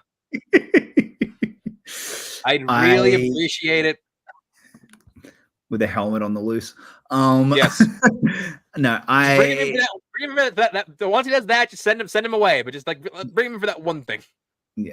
I think Bengals, but yeah, this is a close game. This is going to be a real close, ugly game. I think. In the trenches game. Yeah, and here's the thing: those games, the Steelers have been winning. The ugly ones that are in the trenches where the defense is like got to step up and the other team just and neither offense can get going. The Steelers have been winning those games. That's the concerning part if I'm Bengals fan, which I am this season. So the Bengals defense has actually been better than advertised this year. I'm not saying they are elite by any stretch, but they are better than advertised. It's going to depend on if the Steelers defense feels like, here's the thing, if the Steelers defense actually is able to get to feel like they can stop Bengals from scoring at all, then this could get real ugly. If the Steelers defense gives up halfway through because they're going, wow, they've scored once on us, it's game over. Like if the Bengals get up to 10 points, it's game over. Like the Steelers defense is going to go, well, fuck this shit, we're done. And Higgins and Mixon, they're gonna get 10. And Boyd, yeah, they should, but they should. But at the same time, like we played this exact same offense not too long ago. Yeah, I'm waiting for the Browning game to come back down to earth. He hasn't had it yet, and every one of these quarterbacks has. It comes back down to earth. You got to remember, he's been putting up like massive numbers. He's not going to put up massive numbers in this game, but I think it's going to be enough to win because I don't know what Pittsburgh's going to put up offensively. Yeah. Yeah. I mean, look, you can look. Can we just call Charlie Batch? What's he doing? I miss you, Charlie. Come back. I'm doing a little different with this one. TJ Watt stunks. Other teams still not stunks. Everyone else? What about the rest of the Steelers? Some of you are stunks. If Cameron Hayward's playing, you're stunks. Minka, if you were playing, you'd be stunks. Joey Porter Jr., you're stunks. Rudolph? Okay, defense. All the defense, you're stunks. Mason Rudolph? Mason? Moving on. Saturday. Buffalo Bills versus Los I want a Angeles live Chargers. cam stream of your house, Jacob. Oh my god, yeah. No, because she's given up. So Okay. like here's the thing. So Once Harvey went down, that was it. We were thinking of going to this game. Like we were genuinely thinking of going to this game, but then Herbie went down and that was it. Like he was done. And yeah, that's like Herbert, like I wasn't gonna pay the $400 fucking it is a ticket to go watch Easton Stick. Exactly, like yeah, to not $100 be able to parking. go watch Herbert versus Allen. Like that was the thing that we were like, cool, we'll go do that. Look, this thing has trap game fucking written all over. No, it doesn't. Oh, it No, does. I mean, I it don't does. know. But at the same time, if you lose to Easton Stick, Fired. you're calling Stick next week. Here is my thing. Fired coach. 2 massive wins. Bills coming off 2 insane wins. And 3, it's a gotta have it game. And we're not great with gotta have it games against when we're 2 digits favorites. So yeah. You talked about it earlier. You established what you need to beat the Chargers, and that's a run game. James, I do. Cook I agree with you there. Wow. I think we do. My biggest concern is I'm hoping the team has still given up. The team that I'm terrified because this team has really great players. I am terrified of the new coach syndrome where the team has lifted, where it's not the players were bad. Like it's hard because the Panthers are just a bad team and they didn't get to lift because they got a new coach. they're a good team, but the coach is so bad that it just demoralized the entire team. I am terrified of the new coach lift. Them not giving it to Kellen Moore, though, is I think the interesting part. Yeah. Of the the reason he didn't want to take it. That's the thing. He didn't want to take it. They offered him, and he didn't want to take it. Yeah. So that's the okay. Hopefully we don't get it. Yeah. I don't think we cover. I don't think we cover at all. Okay, I'll give you that. I think it's a close. I think this does become a close game, but yeah, I'm gonna say the Bills do win, but we don't cover 11.5 points. Bills. Well, I gotta say the funny thing is, like, Kellen Moore rejected the interim job for the Chargers because he said he wants to, because like he said, like, it'll ruin my chance of getting a head coaching job next year. I'm just like, I'm pretty sure those are already ruined. Yeah, you're not getting one next year, dude. It's the year after, maybe, if next year you're able to look half decent with Herbert. But yeah. You were saying, Mike? I got the Bills. It's well known that the Mafia travels. They're going to be thrilled to go to a nice warm Christmas that they're not used to. That stadium is going to be blue and red all the way through. This going to be a loud stadium, very much similar to how it was with the game against the Cowboys. Just the other way around. Even though they're away, this is going to be a Bills home game essentially. I don't think Josh Allen's going to have to do too much. I think they're going to rely on the ground game. This is a game where I think that the Bills are going to be able to kind of like take a deep breath in between plays. They're not going to be desperate.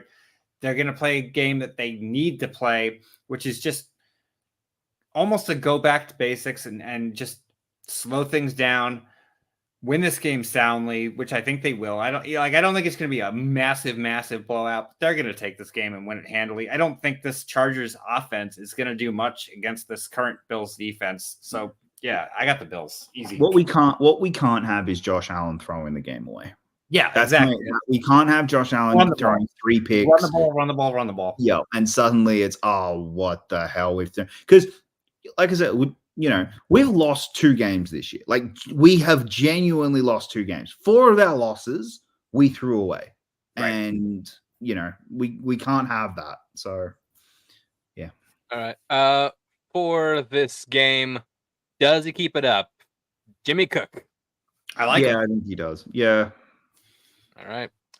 Moving on to our Saturday slate, the Indianapolis Colts take on the Atlanta Falcons. This feels more like a trap game to me. Now, I like Indianapolis going into this game. The momentum they have, that their team is playing better than the Falcons. It's come out now that the Falcons are starting Heineke again. So there's a wild card right there. You don't know what's going to happen with that. Gardner Minshew versus Taylor Heineke. Oh, that's like oh shit! I'm renaming this one. Hold on. The Meme Bowl. It is the Meme Bowl. No, I still think that the Colts are playing so solid right now that they have better coaching. They have a really solid offense, a very good defense. Atlanta does have a good defense too. I'm not going to deny that. Jonathan Taylor might be coming back. The Pittman factor is there. Like, if Pittman does not play, that's definitely going to have an impact on this game. But if Pittman and Taylor both play, I got the Colts winning this. I mean, not a blowout, but they win the game. Yeah, I think Colts win this in a close game as well. I think, there is going to be a lot of wild card factors in it. And I also think there's going to be, you've got a coach very comfortably secure in his job in, hey, we're on track to make the playoffs. This could be a little bit of complacency. And another coach who is feeling the heat, who really is going to start feeling the heat and is going to start, fourth and 5 in on their own 30. Fuck it, let's go for it because I am desperate. And finally feed Bijan like that. This is the feed Bijan game to me. It feels like it, yeah. I mean, I was going to throw out Bijan, but that seems too easy. But let's say Drake London. Not stonks. Only one of them could be stonks at a time. It's either one of them are stonks or none of them are stonks. Like, they cannot all be stonks. Oh, sorry, Mike. You didn't give your answer. Yeah, I'm on the fence about Drake London because like he's gonna get the ball more with Heineke throwing it to him, but I'll go with Jacob on this. I'll say not, but like I still think he's gonna get the target. He's gonna get enough targets to be like in the borderline. Like he's gonna be. I don't think he's really gonna be like I threw a dud or I threw a home run. Like he's kind of gonna be in the middle. I think. All right. Up next, the Green Bay Packers versus the Carolina Panthers. What are tickets going for this one? I'm about to look it up. Give me a second. All right. While I look this up, Packers- first of all, guesses. Anybody? Packers travel, so I could see I could see tickets not be That's overtly. true. big. That's fair. Okay. I got the tickets on SeatGeek. Give me your official guesses. I'll say 15. I'm gonna say 40.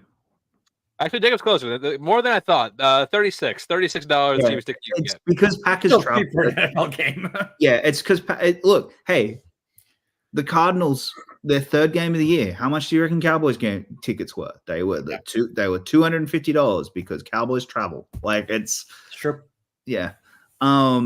This one, I think Packers do win this. I do also think this could be the game that will be very interesting if this Packers defense is terrible against the Panthers. I got the Packers winning this. Again, I don't think I call it a blowout, but they're gonna win this handily. I just don't see that the Panthers offense has been so anemic lately, like the whole season. But Green Bay has enough firepower to put enough points on the board to just not allow Carolina a chance to catch up. But if you are Packers, do you play a bit of 4D chess and let Panthers win so Bears don't get another number 1 pick? I mean that'd be fucking cruel. Well, no, because I think the Packers can still actually land a playoff spot. They can still get into the playoffs, but it would just be such 4D chess. Oh, yeah. Fuck it this year. I don't want to go up against Caleb Williams for the next 20 years. I want to still own the Bears. I want a hard count on Bears fans if that did happen. PLD and Peggy. Yeah, and my buddy Thomas. Up next, we have the Cleveland Browns taking on the Houston Texans. Now, I think now, as of right now, CJ Stroud is still questionable. There's no official word whether or not he's playing or not. It's unlikely. And that's a big thing because, like, if Stroud plays, I'd go Houston. If not, yeah. What I want to say about that, I was thinking about this game earlier today. Like, who in their right mind, when the schedule came out, would have said this Christmas Eve game with the Browns and the Texans was going to have serious playoff implications? Like, this is a surprise. To the point where there were serious discussions about flexing this one. Like Right. they could have flexed this game into a primetime spot, not out of one, into. Right. Like it's crazy. This is a massive playoff game. This is a massive playoff predictor game. And yeah, I'm going Texans if Stroud plays. I think he will. I do think he will. Like, obviously, he hasn't come out of protocol just yet, but we are only on Tuesday. It's still very early. I do think he will come out of it, and I think he will play. I'm going to take Cleveland either way. The Really? reason I say that, I do feel like that this defense will do enough to disrupt this offense. They're down Tank Dell. They're down Nico Collins. If they can establish a run game against Cleveland, which is easier said than done, Yeah. if Singletary can play well or Pierce, Singletary's look like the better back to me.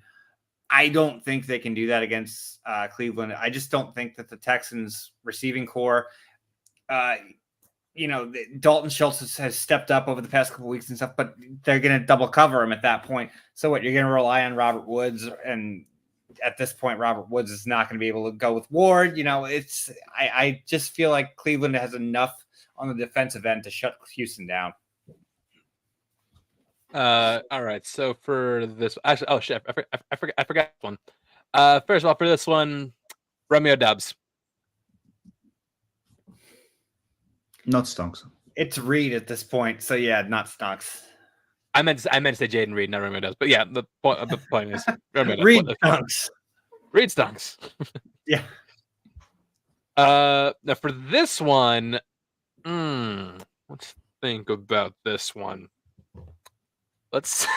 Is this the one? Is this the Damian Pierce No. back to the reality game? Not stonks. So much not stonks this week. Up next, the battle that this game really means nothing considering both of these teams can't do anything in the playoffs. Washington Commanders versus the New York Jets. Do not bet on this game. Like, No, it's a seriously. nothing game. It means it's a meaningless game. You're going to see the craziest coaching decisions in these games just because, like, at this point, it's like, hey, cool, we're throwing the ball and doing fuck all. Like, yeah, this is such a ridiculous game. I'm going Commanders because I just think they got the better quarterback right now. I honestly don't know who to pick in this game. Like, genuinely, we don't know. Like, is Brissett starting? I think he is. He's not. Or is he? Like, quite honestly, like, if it wasn't Simeon starting, I might have picked the Jets outright if it was still Wilson, which is bizarre to say. But ugliest game. This is the unwatchable. Either the unwatchable game of the week or the holy fuck, what's going to happen next game of the week. One or the other. It's gonna be unwatchable game of the week and regular game of the week. There's no in between. I'm gonna go. I usually don't pick the Jets in games like this, but I think I will because I think Washington's gonna do some desperate moves and the defense is gonna capitalize. So I think if you are playing fantasy, get the Jets defense in because I think there's gonna be turnovers. For this one, stonks or not stonks, Aaron Rodgers. He's not playing, so not. Or is he? Or is he playing? He has to be. It has to be official tomorrow. So I swear to God, if I'm the Jets, go fuck it and activate him just to be like, fuck it. Let's make them think they're playing against Aaron Rodgers. All right. Up next, Seattle Seahawks versus the Tennessee Titans. I don't want to call this one a trap game because Tennessee is so down. But I like after the high Seattle was just on, I'm like, ooh, can they maintain it? Tennessee's defense is not great, but I just feel like this has a little bit of a trap written all over it. Being in Tennessee, being an early slate game, close game. I'm still picking Seattle, but I think this is going to be one of those ones that goes down to the last drive. I'm picking Titans, and I think it's going to be, and I think it's because it's in Tennessee, and I think also, I just think, yeah, it's going to be one of those, comes down to the wire, and Titans pull it off. All right. For this one, Will Levis. I think Will Levis actually does have a good game.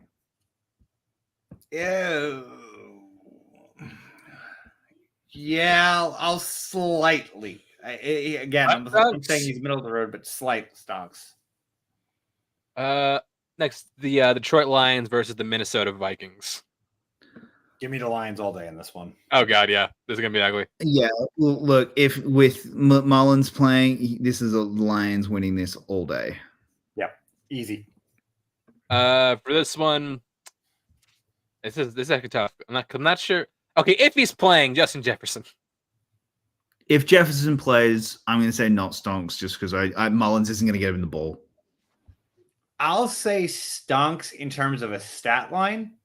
I don't think it's going to impact the game, but he's going to have like 150 yards receiving in meaningless yards. I don't even think I'll get that. I'm going to not stonk for Jefferson. I'm sorry, Jay Jettas, but no. Battle for Florida, everybody. The Jacksonville Jaguars versus Tampa Bay Buccaneers. I'm taking Tampa. I say Tampa. the winner of this game, Jacob has to go to that game. No, Jacob has to go to that city. Whoever wins this game. I'm going Tampa. I think they're going to be on a big high. Look, Trevor Lawrence has not been playing well, but he is still injured, and he is clearly still injured. And I think that is going to have an impact on this. Admittedly, Tampa's defense has been pretty bad. So and Jacksonville's defense hasn't been awful. So we'll see how Baker goes up against that. But this is a close game, but I'm going to go Tampa. Yep, I'm all in on Tampa on this. I think that Godwin and Evans are both going to feast against this Jacksonville secondary. The way Baker's playing and White, like right now, Tampa is gotten themselves on course at the right time. I like the way they're playing right now. I got them winning this. For this one, let's go Mike. Well, I'm not going to say Calvin Ridley because I know what Jacob's going to say. But Mike Evans. I love him. I love him in this game. Yeah. I think Evans has a big game. Stonks. All right. Arizona Cardinals versus Chicago Bears. They're going to say meaningless game. I'm like, oh, wait a minute. No, yeah. one of these is firmly in the race still. Wow.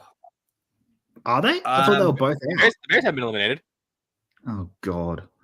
I think Bears win this because Cardinals are. But again, this is the, win the battle, lose the war type thing of Cardinals are just going to start they don't want a higher draft pick. Bet the over on this one. I think there's going to be a surprising amount of fireworks in this game. Cardinals Bears have -4 favorites, 44.5 points. Take it. Take the over. Yeah. I think that there's going to be, because neither of these defenses intimidate anybody. You got two mobile quarterbacks who can break tackles and get into the. There could be a surprising amount of points in this game. Mm-hmm. All right. So for this one, the 4-foot wonder, Kyler Murray. I like him. Yeah. Against that Bears defense. All right. Up next, Dallas Cowboys versus Miami Dolphins. This is arguably the biggest game of the year for both teams. Yeah, this is the can you beat anyone team game. Yeah, this is got another win for this one too. Oh God, but no, this is a game that both teams need more than anything because whoever wins this game, cool, you beat. Yeah, cool, you beat someone. Hey. There's a third fraud I would be adding, but I didn't have the. Well, you can't have a 3-0 football game. I know. This is the one where it's okay. Whoever wins this game, cool, you beat someone. Whoever loses this game, you can't beat anyone, and that's going to be the moniker that is on them going into the playoffs. I've got Cowboys.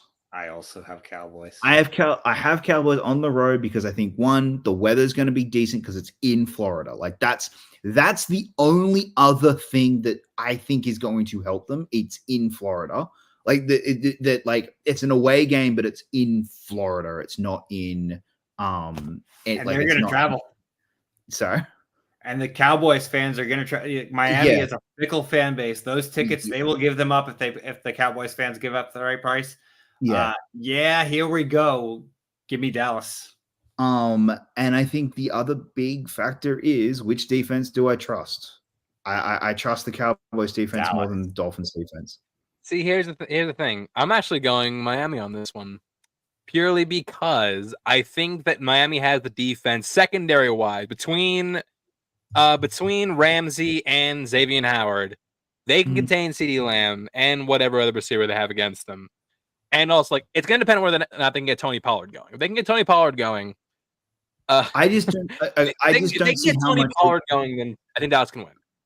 Okay, the other big caveat to this is Zach Martin playing. If Zach Martin's playing, if they don't have Zach Martin, then they're going to get pressure on Dak, and that's concerning. And then I don't think they can win.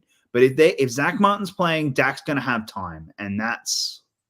I trust Miami's secondary against Dallas's receivers more than I trust Dallas's secondary against Miami's receivers, because you're going up against Tyreek Hill and Jalen Waddle with Stephon Gilmore and Deron Bland, and I don't trust that tandem. So I'm leaning slightly towards Miami. I truck Dak over Tua. Fair, but still, yeah. Let's say Tua. Oh, I think there's he gets pressured. I think he has a lot of pressure. I disagree. There's points on the board. Like this loss is not going to be on Tua, but I'll say stonks. But so in the middle, I guess. Yeah, I'll give them the edge. I'll say stonks for Tua. And Sunday Night Football, we have the New England Patriots versus the Denver Broncos. How did this not get flexed? How did this not just get swapped? Like, seriously, how did this not become like? How did the Cowboys and It's that on one NFL not, Network, not NBC. Yeah, I know, but still, network. How did network not just go fuck off? We want that game. Like, it's their network. Anyway, Everybody enjoy fighting with your family during, Christmas Eve night. Get into your political arguments or whatever it is you got to do to get away from this game. yeah, Denver wins. I'm going to Denver. Denver win this quite handily. This is going to be embarrassing, actually. Yeah. First one, let's say Cortland Sutton. Stonks. I like them. All right. And after that, we have a Christmas Day triple header, starting with the Kansas City Chiefs taking on the Las Vegas Raiders. Oh, Vegas, I hope you enjoyed the highs of last week because this week's going to hurt. Yep. And This it's is going in to Kansas hurt City. bad. There's going to be a lot of slime flowing when Kansas City scores on the Nickelodeon broadcast. Yeah, this one, Raiders enjoyed that 63-point blowout because this one's gonna hurt too. I think Kansas City win this and they win it quite handily. I agree. They typically own the Raiders to begin with, and this is just recipe for disaster. I got the Kansas City all the way. Yep. For this one, Josh Jacobs. Not stonks. That defense has been really good. Yeah, not stonks. Yeah, Right. I like. It's been really good. The last 2 weeks, it's struggled, but like this, I think they're going to start this game. They'll pick up. All right. After that, you got the New York Giants versus the Philadelphia Eagles. Close game. This one's at Philly. It's Philly. Yeah. So Philly win this one. Yeah, no, Yeah, at Philly will win this one. Yeah, I think that all the shit they've been going through the past couple of weeks. Yeah, all that frustration getting taken out right here. Yeah. Although if they lose this game, oh man, the fraud alert. I'm gonna have a fraud alert alarm next week. I'm gonna have a big one. They lose this game.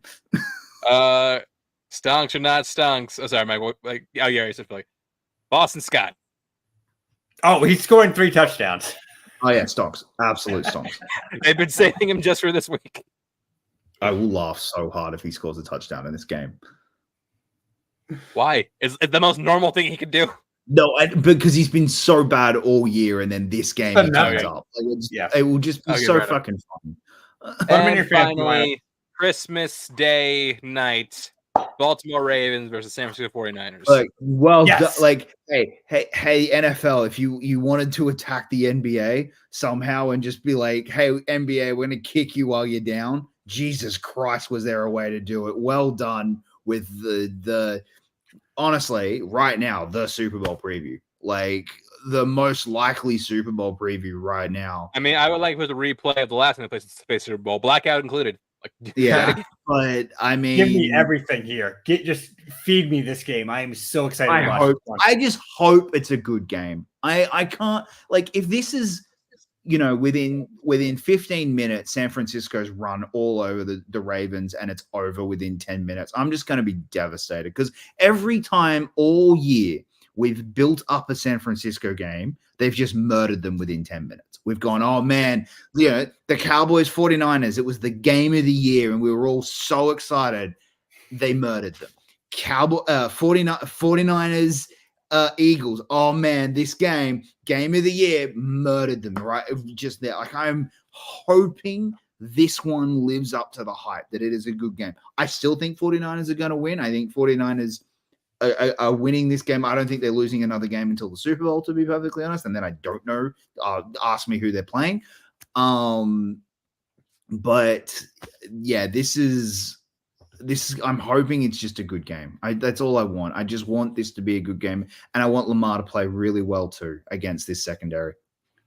This is 49ers are going to come out hard and fast. They're going to be out there to prove a point. They're going to score quick. Like, I think the 49ers are going to put points on the board really quick. The Ravens will answer, but what do we know about the Ravens? They struggle closing games. The 49ers will take over. It's McCaffrey. Like, the season he's having right now, like, if he scores 3 touchdowns in this game, I'm not going to be surprised. I mean, I will because it's Baltimore. But that's the thing. It doesn't matter who he plays. It does not matter who he plays. He's just on that much on fire that. Look, I got.